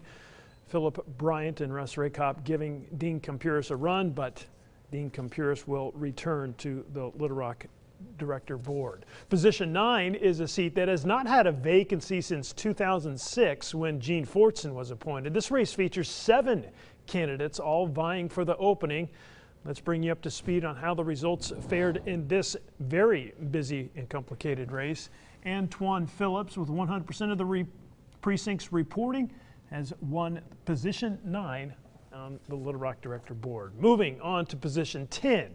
Greg Henderson and Sheridan Richards trying to unseat Joan Adcock. Now, she's been a city director since 1992. She's the longest serving city director in the history of Little Rock, and she will continue to hold that crown, if you will. Joan Adcock is returning as one of the Little Rock directors. Yep. We will be right back after this to wrap up your 2020 election results coverage. Stay with us. And we'll go ahead and continue our local election coverage right here on KRK.com and Fox16.com. Boy, it has been interesting, right? We just had a lot of results come in on all of our broadcast platforms. And, you know, I want to encourage folks, we are running, and I'll make sure that we're doing that right now. I'm going to bring that in. We are running these results at the bottom of your screen as they come in. So as that happens, you can see you see that little Justin Mike Sanders, winner of Sherwood, one of the positions up there. That's where all of those latest results will start to trickle in.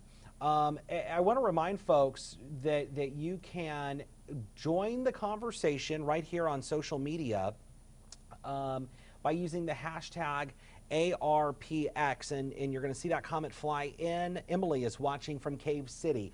Just comment on Facebook Live with the hashtag ARPX, and we'll get that comment queued up here on the system here. So feel free. We'd love to have you join in on our conversation. Let's go ahead.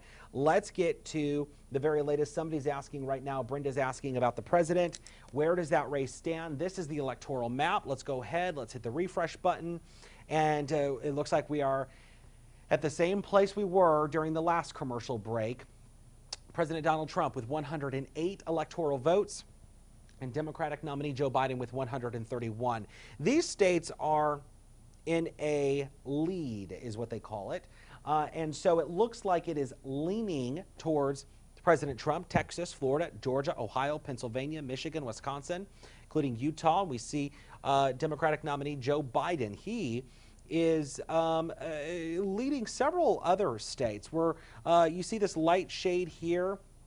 You see that they are, he's leading Montana, and but there's not an official call on that just yet from the Associated Press. But if we go back to showing all states, you can see that Biden is also leading towards Iowa. But you also notice that all of these other states, California, Nevada, you have Oregon, Idaho, Washington State, all of those are just plain white, and that's because polls, of course, are still open on the West Coast. So this really is going to be one of those nights that it just goes late, and we heard it from all of the political experts early on that we likely were not going to see a president elected tonight, at least. It could be a couple of days. It just depends on votes and how they're counted, when they're counted, and so on. So that is the very latest from the electoral map. I saw one of the comments going there. So I'm also seeing more information coming in right now. It looks like Bruce Westerman is going to be winning his 3rd term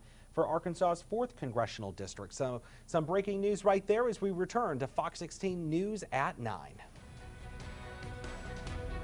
Well, welcome back, everyone. It has been a long night, but the night is far from over. We want to check back in with Jay Burr to get an update. And Donna, I know you've been watching some races closely and have some questions well, for you know what I Jay. really wanted to know is State House and State Senate, how things are looking, and if you saw any surprises at all tonight.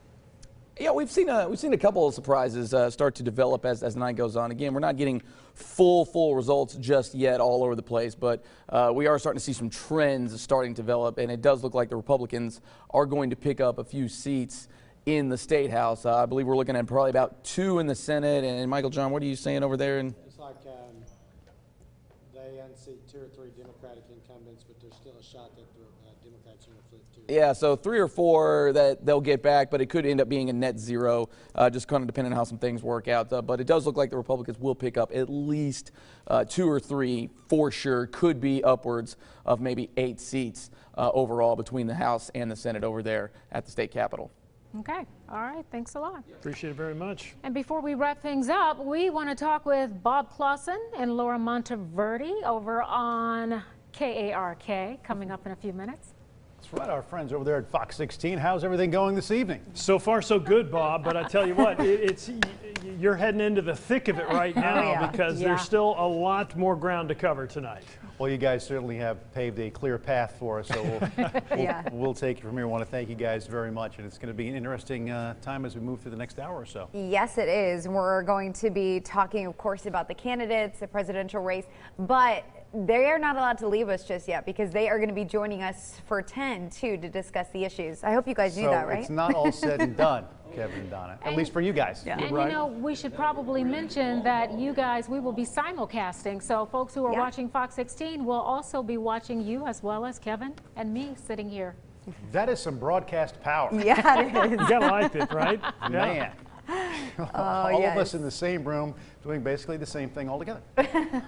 I like that. I do too. I like this. We may see more of that. Well, we will pass the baton to you, and you guys get ready for your continuing election coverage because we are your local election headquarters. It's going to be an interesting night. We'll see how it all unfolds as we get closer to the 10 o'clock hour. We're really just beginning in some way.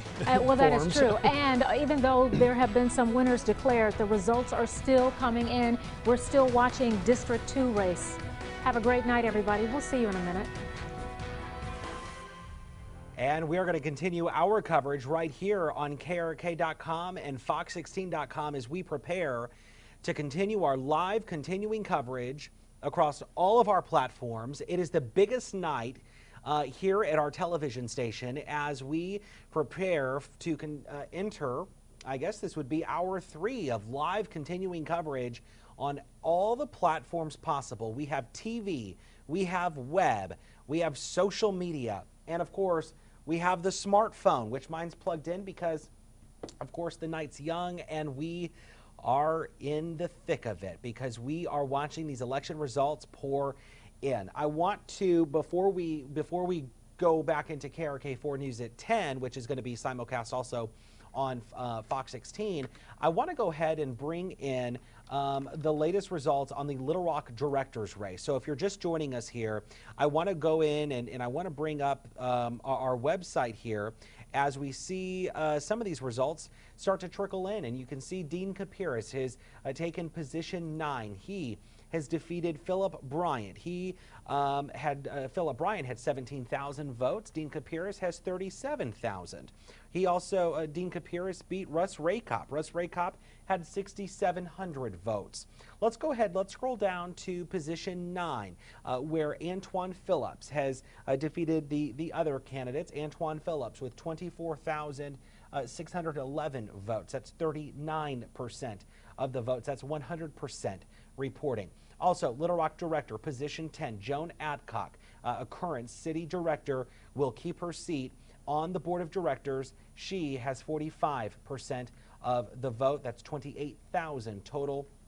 That is the latest on the Little Rock City Directors race. I want to encourage everyone to join us on social media using the hashtag ARPX, where we can bring in some of your comments on social media. And I'm seeing one comment right here. Look at this. We have somebody watching from Greers Ferry Lake. Hello to you. Good evening. Thanks for joining us here on our live continuing coverage of as we really start to see who the next president is going to be, who the next mayor is going to be, who the next city directors and city council members are going to be. It is certainly a long night in store. So that is the very latest from the social media pool, and we will certainly continue to watch all of the feeds come in, and as we watch some of our reporters who are now starting to line up across the city because it is election night in Arkansas. Let's go ahead and tune in to KRK4 News at 10. For the soul of America. From the debate stage to the campaign trail, Get out to vote. the presidential candidates have fought their way to Election Day. Florida goes blue. It's over. We are going to win Florida. We are going to win 4 more years. A historic election the whole world is watching. All we want America to be united again. We're doing better now than we ever did. With a pandemic taking center stage, What I see across Arkansas is a new level of seriousness. early voting smashing records nationwide, Long lines were a big theme all across the central part of the state. and mail-in ballots flooding into the U.S. Postal Service. This is the most important election in the history of our country. We're going to change the course of the country and, quite frankly, the world. All eyes are now watching as the vote plays out. This is your local election headquarters. It is election night in America, a heated election cycle coming to a close tonight. Who will lead the United States for the next 4 years? Back here in Arkansas, we've got team coverage to bring you the latest on all the races out there. Our crews standing by at watch parties across the state. Our Working For You team has the pulse on any problems voters may be seeing at the polls tonight.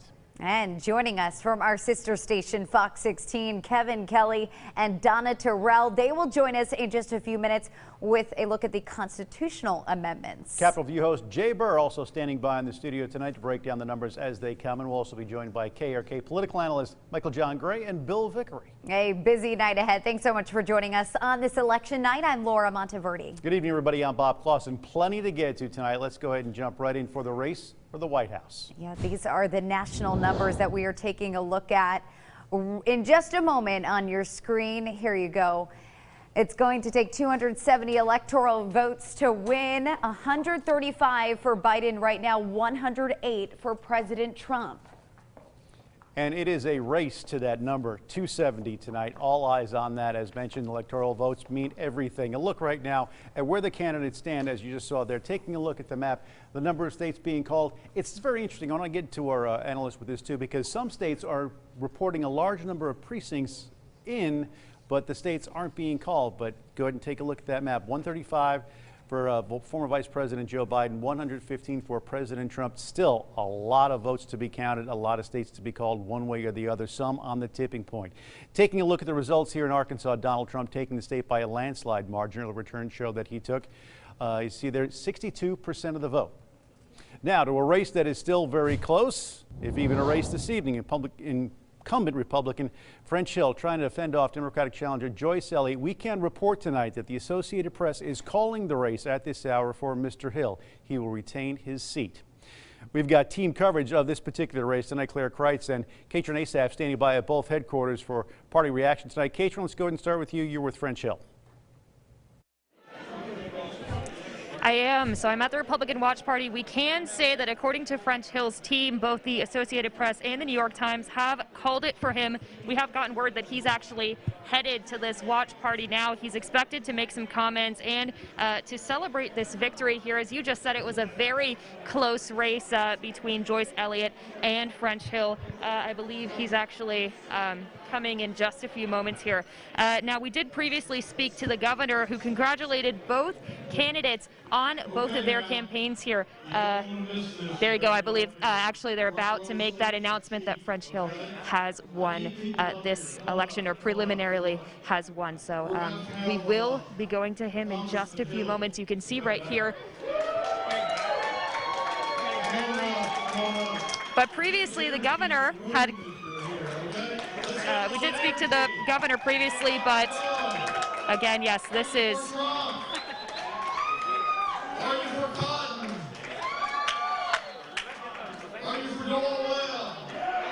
this is an announcement here that the Republicans have won both the Senate, at least Senate Tom Cotton.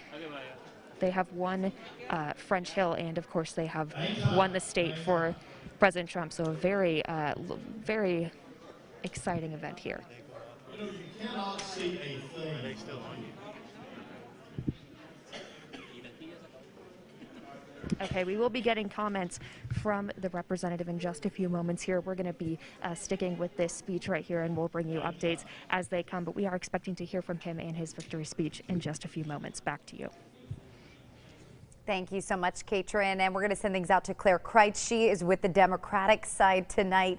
Claire, how are things looking there?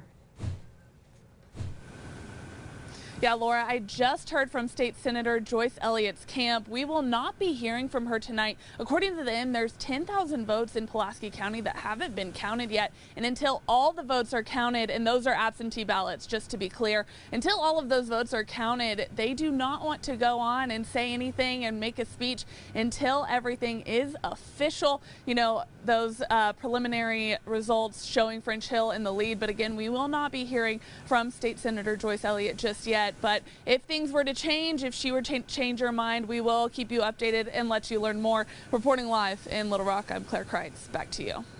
All right, Claire, thanks very much. This race was hotly contested and received some national, if not a lot of national attention. Let's bring our analysts for a quick look at how this race played out. Guys, kind of break this down from where this race began, where it went to, and how it ended up tonight.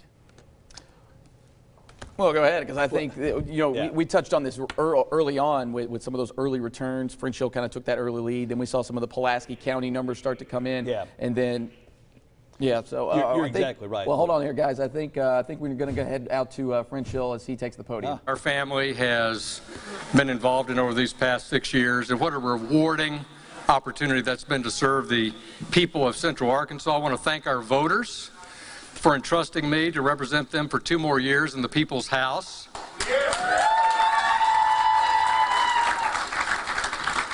I want to thank all those people who walk up to me every day when I'm home, every week back from Washington, and walk up to me in the grocery store or Home Depot or on the street and say, "Congressman, I just want you to know we're praying for you. We're praying for our leaders.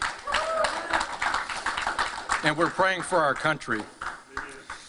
But no campaign is about just that candidate. It takes a team to win an election this competitive every time. And so I want to start by thanking my great chair this year of the campaign, Judith Goodson. I want to thank my chief of staff, who no member of Congress is successful without an outstanding staff. And very grateful to Brooke Bennett, my chief of staff.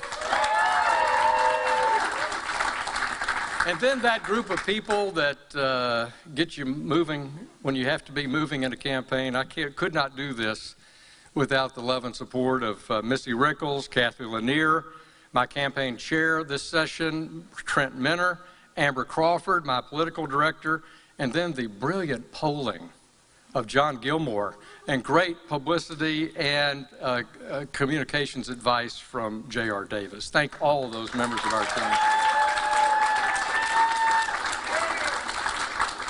But again, in all 7 counties and every week around our campaign headquarters, month in and month out, it's the volunteers that get the job done, that send the texts, that send the mail, that send the emails, that help raise the money, that put on the events, that ask their neighbors to support.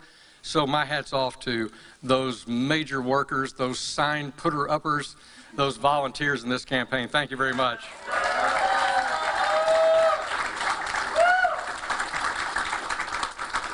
I'm blessed with colleagues that represent Arkansas, both in the Senate and in the House, and I extend my congratulations to Senator Cotton on representing Arkansas in the Senate.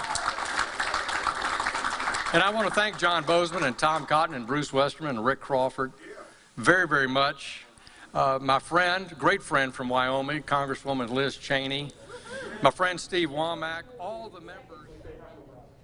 And there you hear it. French Hill wins another term, so a big win for them. And really, I think once this race really started to develop, once we started getting some of these numbers in, maybe it was a little bigger margin of victory than I know I had thought, especially for this being a toss-up. We're kind of looking at it now about 55-45. I think that's a pretty decent showing. I think, look, a lot of momentum from the president came in late. Yeah. The heat from the Trump support.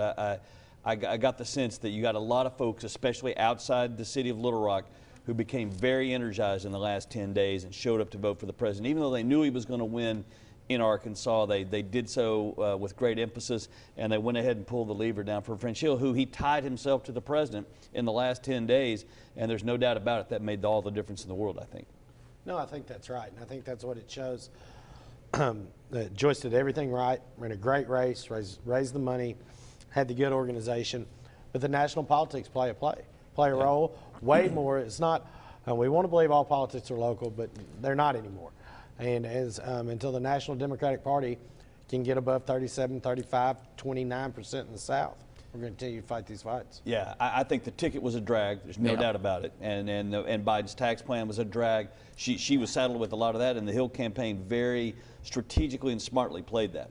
But even still, what do we think of that, the way Joyce ran this? Or are we a little surprised that maybe it's not a little closer, considering, you know, all the big political analysts were calling a toss-up? I think we're in for a lot of surprises tonight. I think that's what we're seeing. I think I think those numbers were really accurate 3 weeks ago. Yeah. I think this 2 to 3 week stint we've had getting to Election Day is changing a lot of these, and we're seeing it in the presidential election. It certainly looks like Biden limped home, and Trump really surged in the last 10 days, as he did 4 years ago. So, you know, you give French Hill a lot of credit for sticking with the president going down the stretch. And obviously, it's a little bit of the inverse, I guess you could say, of what Tom Cotton did when he first got elected, basically connecting Mark Pryor to Barack Obama. Barack Obama, obviously not a big popular figure in Arkansas at the time. Well, it'll be interesting to see the president's numbers in the 2nd Congressional District, because they got to mirror what French Hill got. And I just think, again, if you look at a lot of this stuff, the way it's breaking, a lot of pollsters, if they had any pride, if they had any real guts or self-esteem, they'd commit Harry Carey tonight, because yet again, they have misled the public. And so we need to start holding a lot of these pollsters accountable. And at some point, we're going to have to start holding ourselves accountable. Oh, please. That's something we cannot do. So there you have it, guys. French Hill looking like a very likely winner. Right now, the percentage is 55-45 in favor of the Republican incumbent. Okay, thank you, Jay. A quick look at some projections now in the race for U.S. Representative District 4. Republican Bruce Westerman. First, we'll go back to this one. Tom Cotton, we mentioned earlier, taking 66% of the vote, claiming victory in Arkansas. He made a speech earlier tonight at the Embassy Suites. Taking a look at some of the other races unfolding this evening, go ahead and take a look at District 4 incumbent Republican Bruce Westerman serving another term by beating out challengers Democrat William Hanson and Libertarian Frank Gilbert. Westerman with a solid lead this evening. And in the race for U.S. Representative District 3, incumbent Republican Steve Womack squaring off against Democrat Celeste Williams and Libertarian Michael Kalagias. It appears Mr. Womack will serve another term right now with 64% of the vote. And to round out the U.S. Representative tonight, incumbent Republican Rick Crawford ran unopposed for his seat in District 1. He will serve another term, a position that he has held, by the way, since 2011. And remember that you can find all of these results plus many more both in Arkansas and nationally just by going to our website, krk.com. We're just getting started. Plenty more ahead tonight. A lot of races to cover. We'll be right back after a quick break. And we will continue live coverage right here on our website, krk.com and fox16.com. I'm Mitch McCoy. Good evening to you. It is 10:13, and boy, this night is changing on the fly. We just got new information, as you saw there. Congressman French Hill will keep his seat in D.C. Let me show you what we're seeing right now as these numbers come in. We are seeing, according to the Associated Press, they're projecting that French Hill will keep his seat in District 2. We have 83% of precincts reporting right now. He has really taken this with 149,000 votes. You know, it was interesting to hear some conversations amongst those in the studio with the political analysts that they were somewhat surprised. They thought really with this being a toss-up that this would have been a closer race. And you know, really we saw just within the last 24 hours a lot of momentum on this race, especially with the Cook political report changing it from leaning Republican to a toss-up. This is the U.S. Congressman for Pulaski, Saline, Perry, Conway, Faulkner, White, and Van Buren counties. A very interesting surprise, at least with the numbers. You know, when you think of a toss-up, you're thinking of a much tighter, closer race, and this just seems to not be that. So that's very, very interesting. But what I do want to touch on is the presidential race, and we're seeing that question come in from Brianna. She's asking right now, about the presidential electoral vote update, asking for that using the hashtag ARPX. And you know what? I think that is a great idea, because there have been quite a few updates since the last time we've looked at this electoral map. Let's just go ahead. Let me make sure we have the very latest on this. I believe we do. Yep. So Joe Biden, since the last commercial break, has taken California, Oregon, and Washington, all of the states on the West Coast, bringing him to 209. And then we saw President Donald Trump take Idaho, which brings him to 118 electoral votes. So what's interesting is Arizona is still too early to call. Texas, still too early to call. Florida, still too early to call, along with Georgia, North Carolina, Ohio, Pennsylvania, Michigan, Wisconsin, and Minnesota, Iowa, and Nevada. They still have not even been shaded in yet with a leaning color. So this is going to be very interesting. It only takes 270 electoral votes to win. Joe Biden with 209, President Donald Trump with 118. Let's go ahead and jump into KRK4 News at 10 right now. In progress. Election. That's right. Issues at the ballot pop up every year, but this time around we've seen record absentee and early voting totals. So how has our system held up during all this? For more on what we've seen out there, we're going to go to Susan Elcoury. She's working for you tonight, getting to the bottom of any issues the voters are seeing at the polls. Susan, have you heard anything in particular tonight?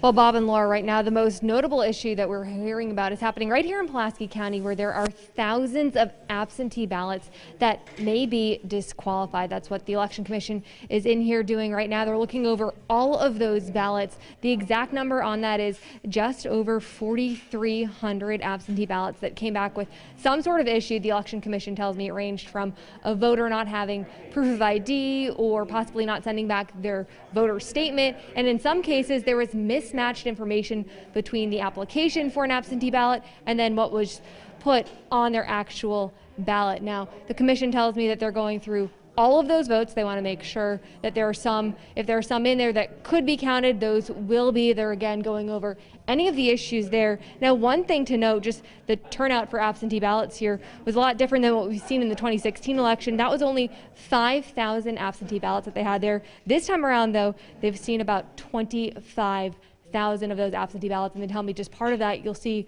more issues coming in. And I did ask the director of elections here if there was anything that could be done differently to try and prevent some of these issues, and he tells me it really comes down to just mistakes that voters made on their absentee ballots, things like not putting in a date or having information put on the wrong spot. So he said that that's just one of the issues they're seeing here, and they are working to see what can be done in future elections to help curb this number. For now, live in Little Rock, Susan Elcoury, back to you.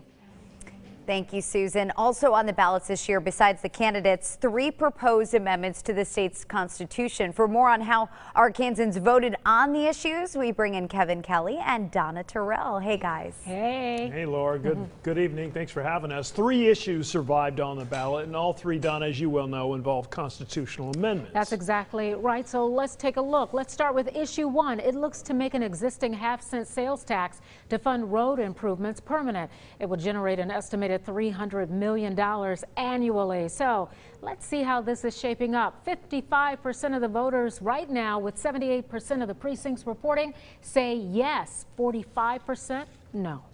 Issue 2 looks to change up the state's term limits. As of now, lawmakers cannot run for the General Assembly after they've served for 16 years. But issue 2 would make it 12 years starting in January, and after a 4-year break, well, they can run again. If passed, the legislative term limits will become effective on January 1st of 2021. So where do we stand right now in terms of issue 2? With 78% of the precincts reporting, 55% of Arkansans have voted in favor of this, while 45% have voted not in favor. And issue 3 would change how we get issues on the ballot. Signatures would be due January 15th of the election year instead of 4 months before the election.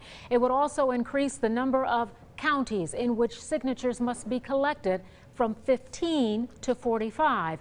And in each of those counties, there must be at least 5% of the number of votes from the previous gubernatorial election. So how does that one look, you ask? Well, Issue 3. The vast majority of people are saying no. Again, this is with 78% of the precincts reporting. A lot of people are saying that this would make it very difficult to get issues on the ballot.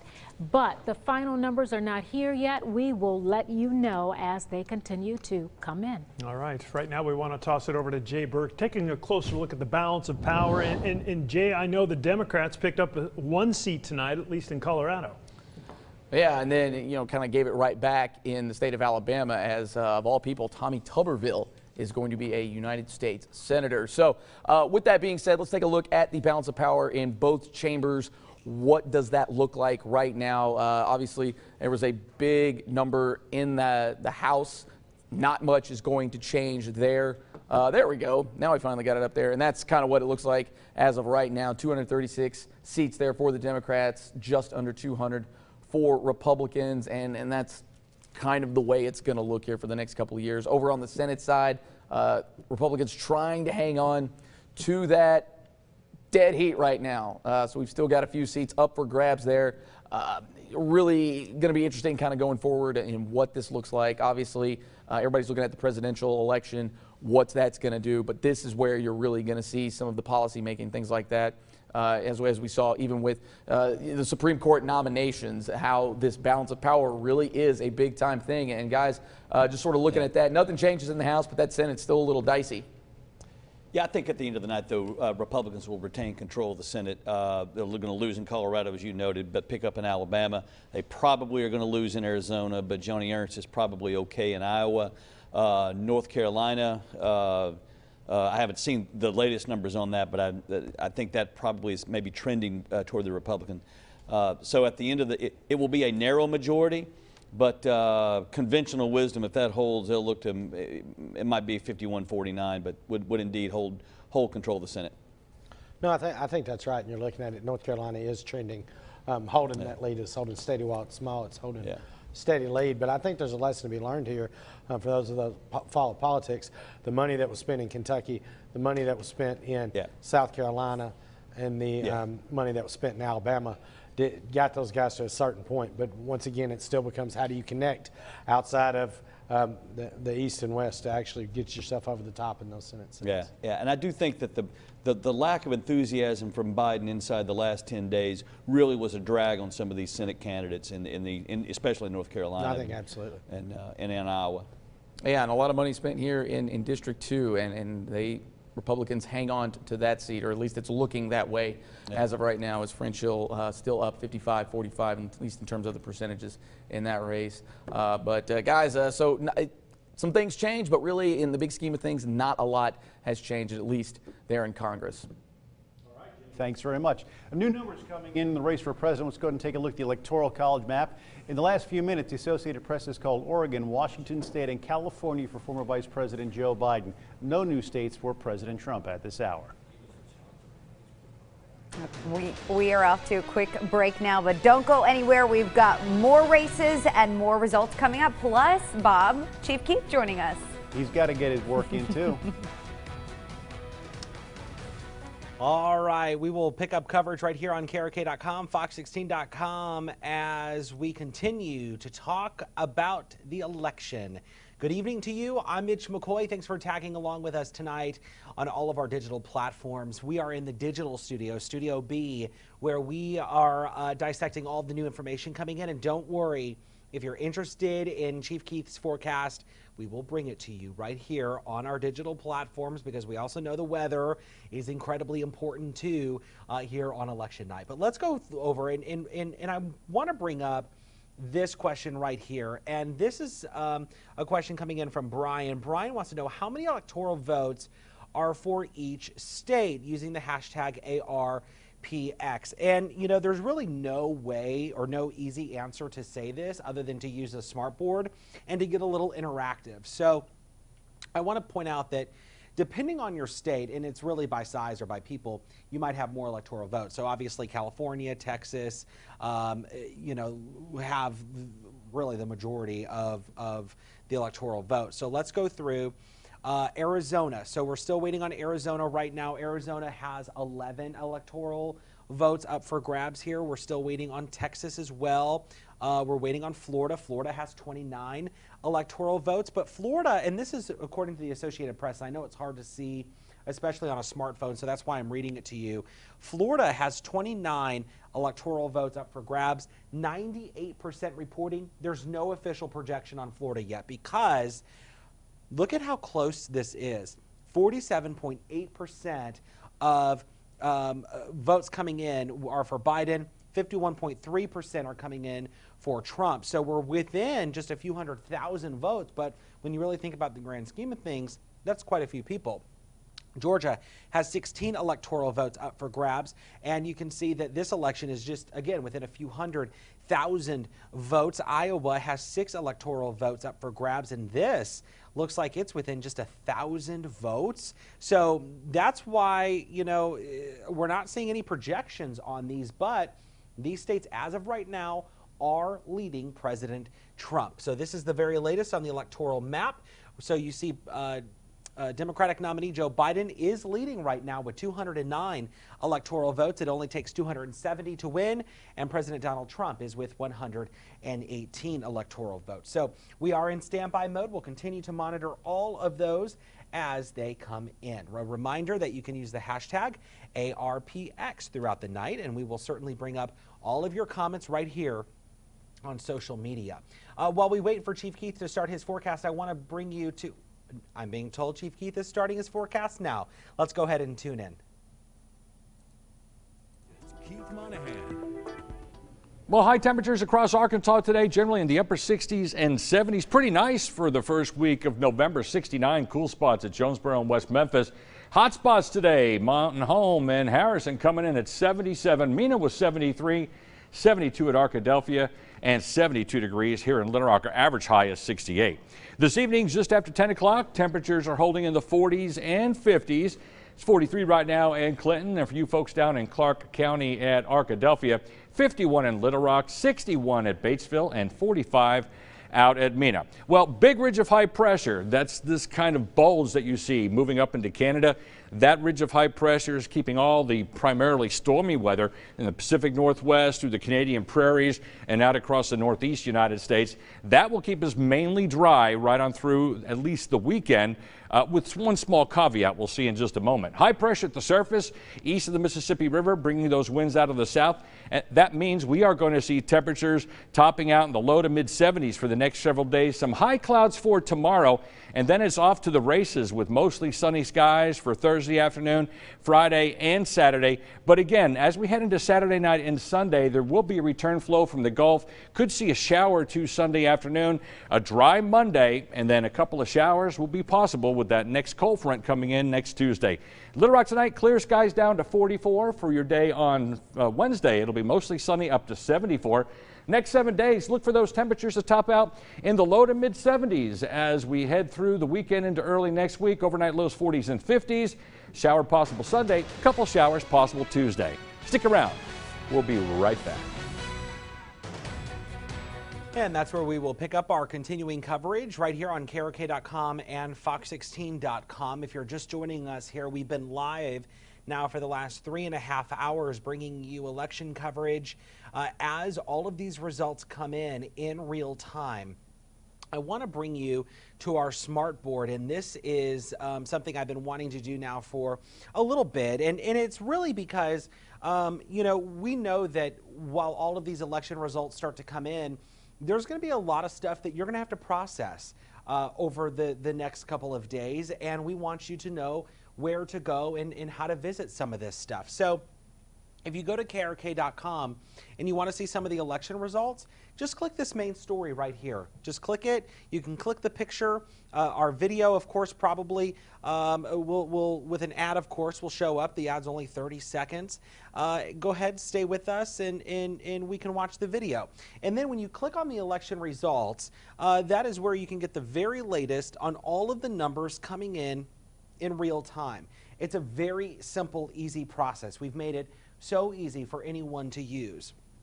So right here, you'll see the candidate, you'll see the last time it was updated, you'll see the votes down to the specific number, and you'll even see the precincts that are reporting.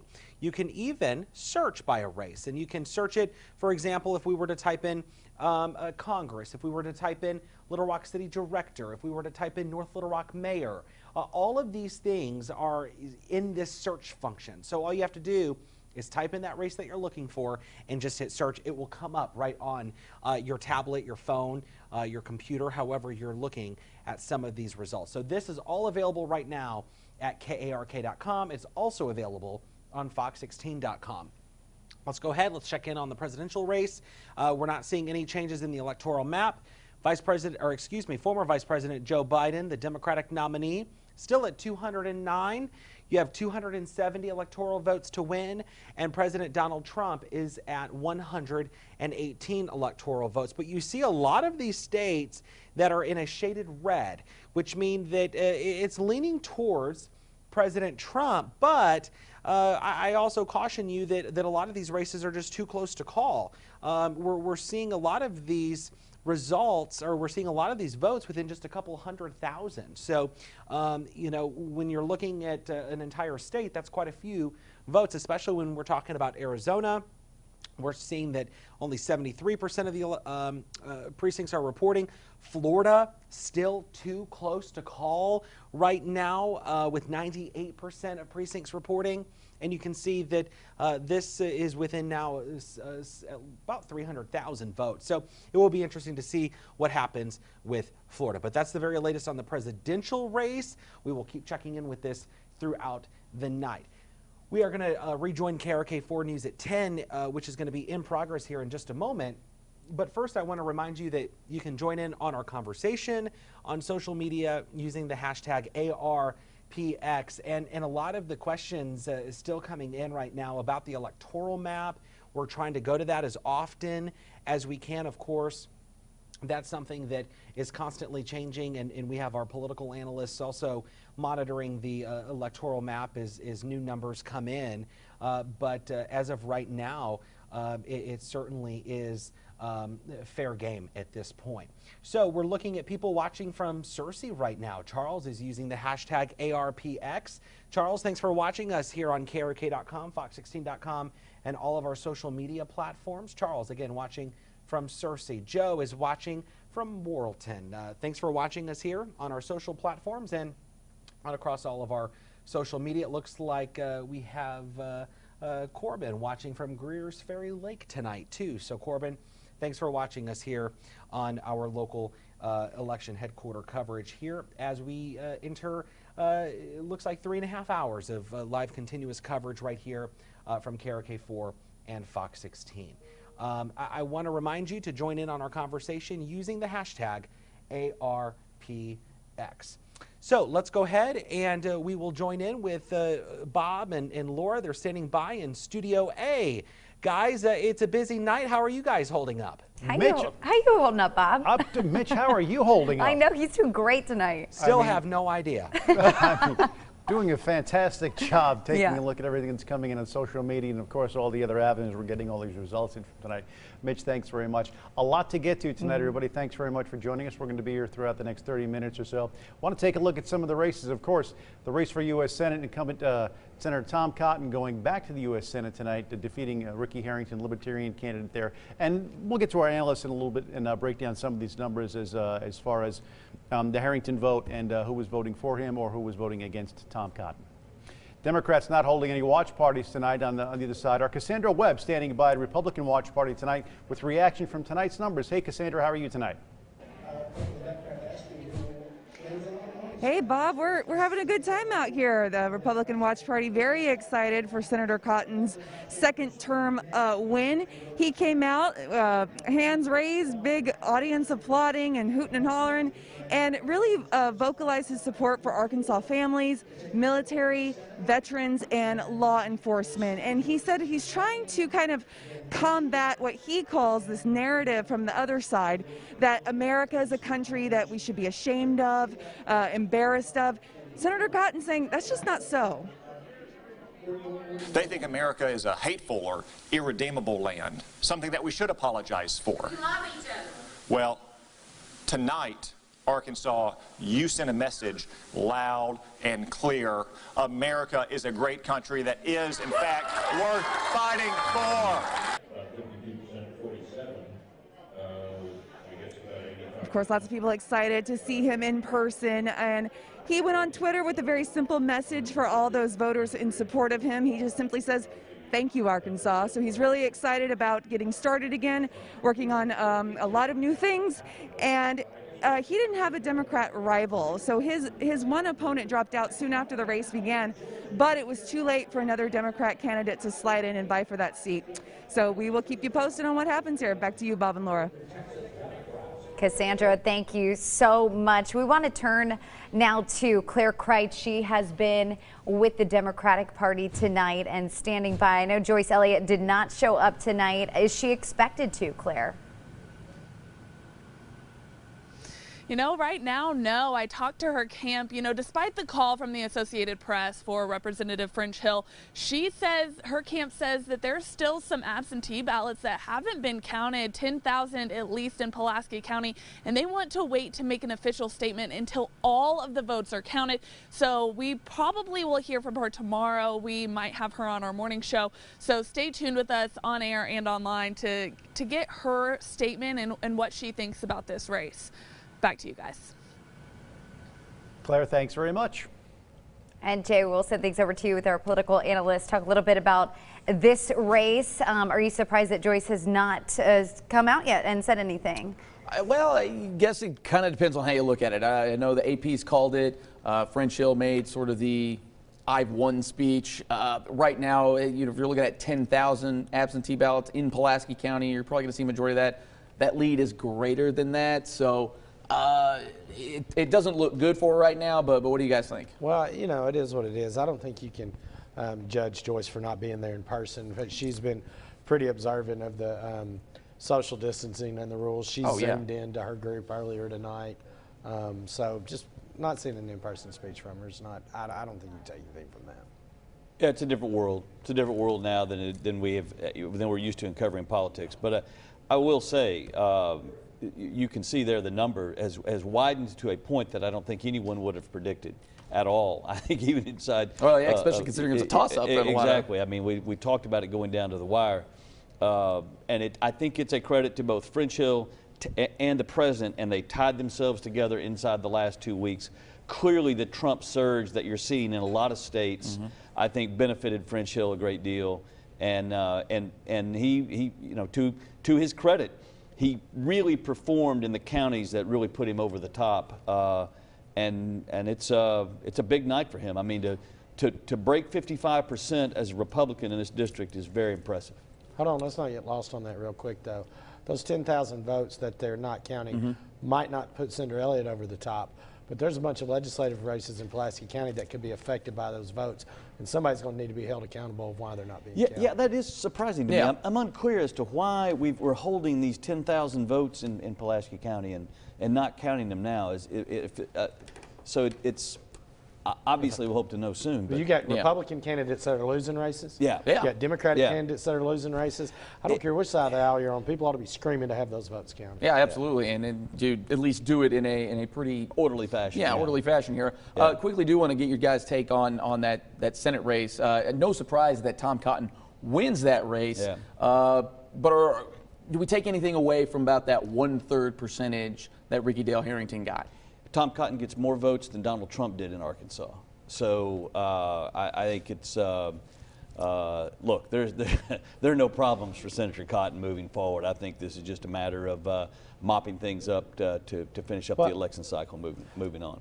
Or you can say that a well-funded, well-organized campaign did not take him on, or those numbers would not look as good. What would they really look like? Where would he be? Would he have won? Probably. But what would it have done to him with a real race on his hand? But everybody had the chance to, and nobody took him on. So, I mean, it's fair and square. Mike Tyson got in the middle of the ring, and nobody wanted to fight him. And so Cotton approaches almost 70%. And Chinese premiers don't even get that level of support.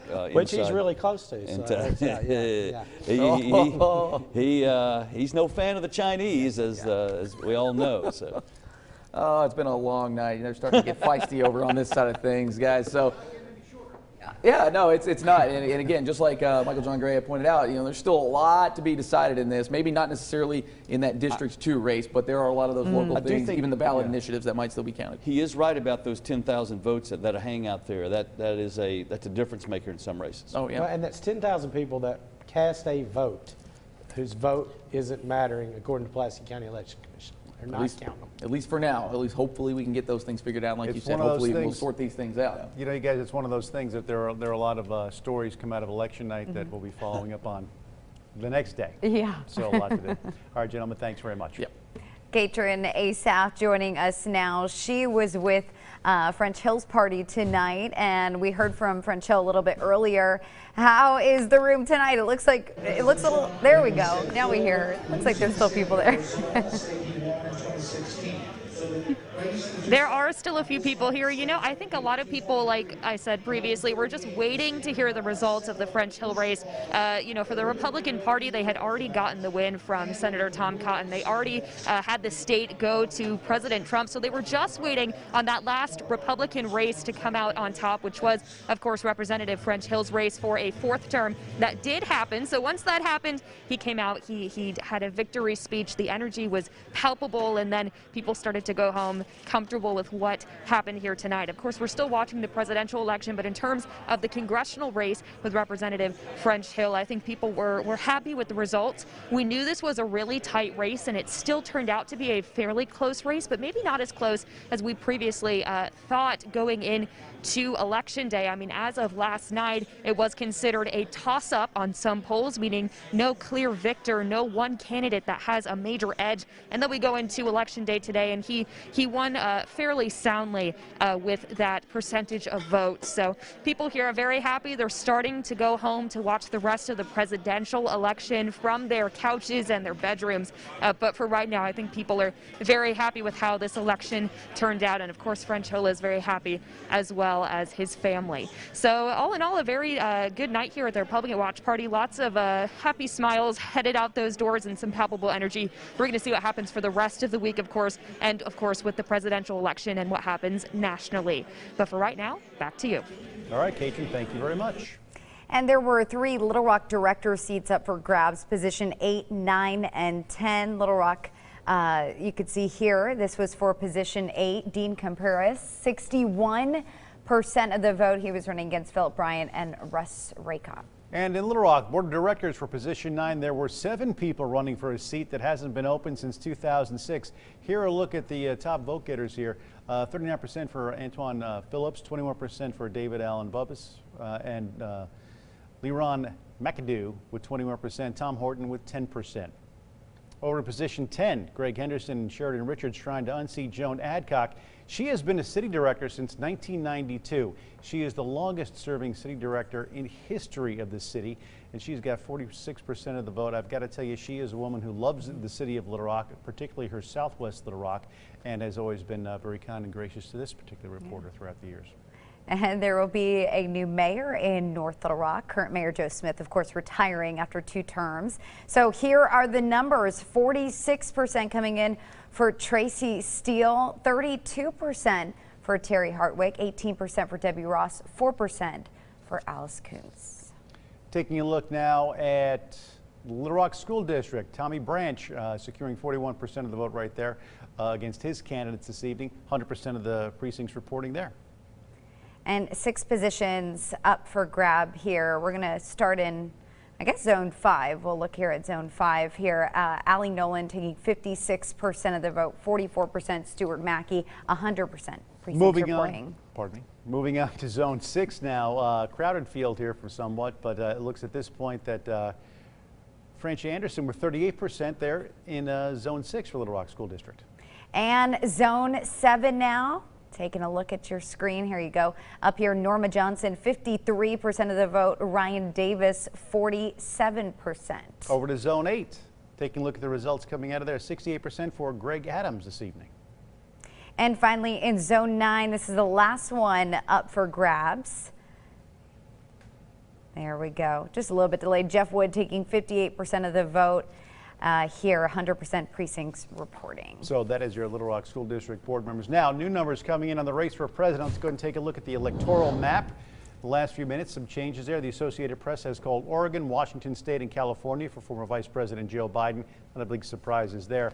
No new states for President Trump. If we can switch gears just a little bit and bring in our analysts, talk about this and some of the precincts reporting. I want to talk about Florida, for instance. 90-something% of the precincts reporting. No one's calling it. Yeah, no one yet. Well, I think it really depends on where those are coming from, and that's really what we've been seeing all night, because you see even in Pennsylvania, where it seems to be President Trump is trending in the right direction, but you want to hold off because there's still a lot of votes from those precincts to be coming in. So it does too depend on which, if you're seeing those from some of the bigger urban areas, maybe you want to hold off on that because you've got a lot of votes coming in. Now, for some of the more rural areas of certain states, okay, maybe lock him up here. But guys, Joe Biden, winning states he's supposed to right now. You figured the whole West Coast was going to be, blue, so no big surprise there. But like kind of like Bob alluded to, I mean, there have been some of the big networks that have called Florida.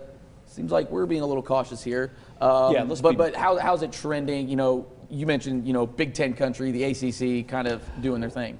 I mean, I guess maybe it's a little late in the evening and I'm becoming persnickety, but there's 100% of the vote in North Carolina and the president's won. The president's going to win in Ohio up big. The president's won in Florida with 98% of the vote in, and he's got a 4-point lead. These people aren't calling it. I mean, if ever there was a display of media bias, it's in effect tonight. Michigan, Wisconsin, these are all states that the president, Texas, these are all states that the president has surged ahead in with 75 and 80% of the vote in. We're not talking about absentee votes or mail-in ballots or anything else. So I really have to question the legitimacy of the way the media is beginning to cover these campaigns and predict winners.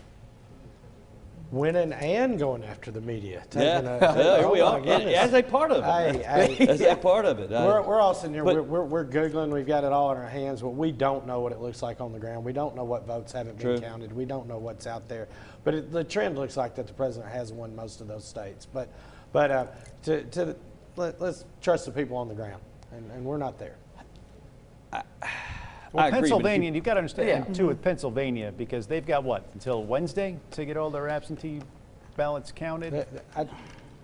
Pennsylvania still has 1 million votes left to count. Yeah. Wow. But I mean, we're talking about Ohio, a state where 89% of the vote has already been counted.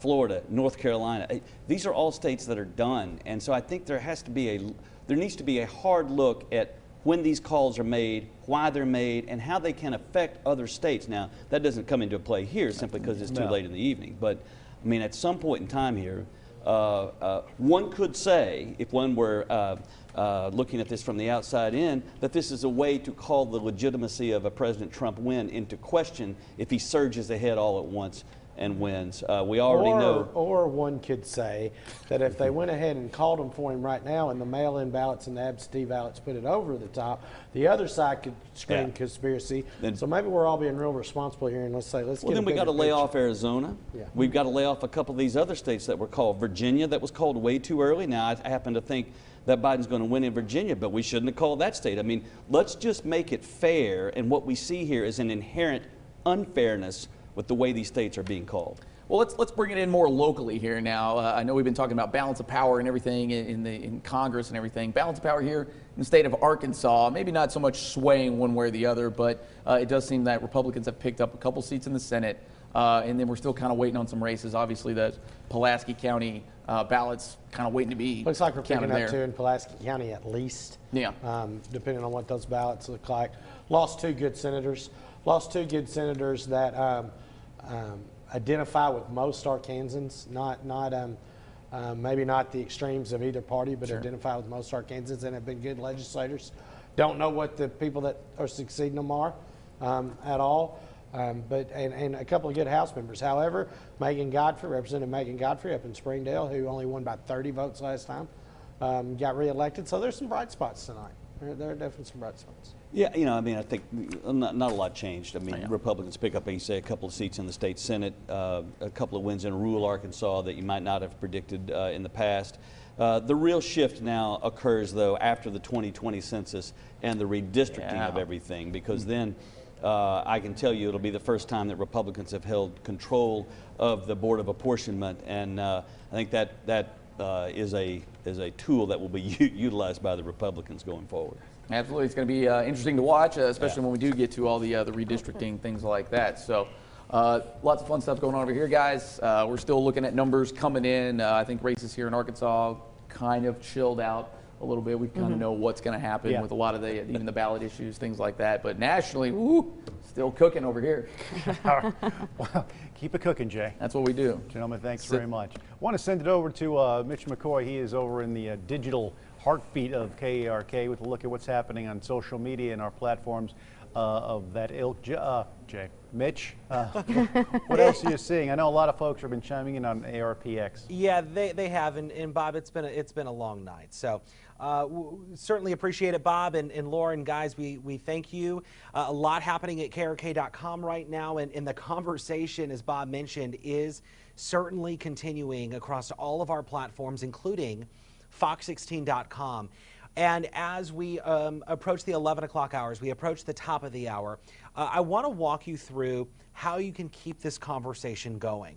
And it's very, very simple. It's right here on Facebook, and it's on our website, KRK.com and Fox16.com. So let me go ahead. Let me move over to the smartboard so you can see exactly how you can keep up to date.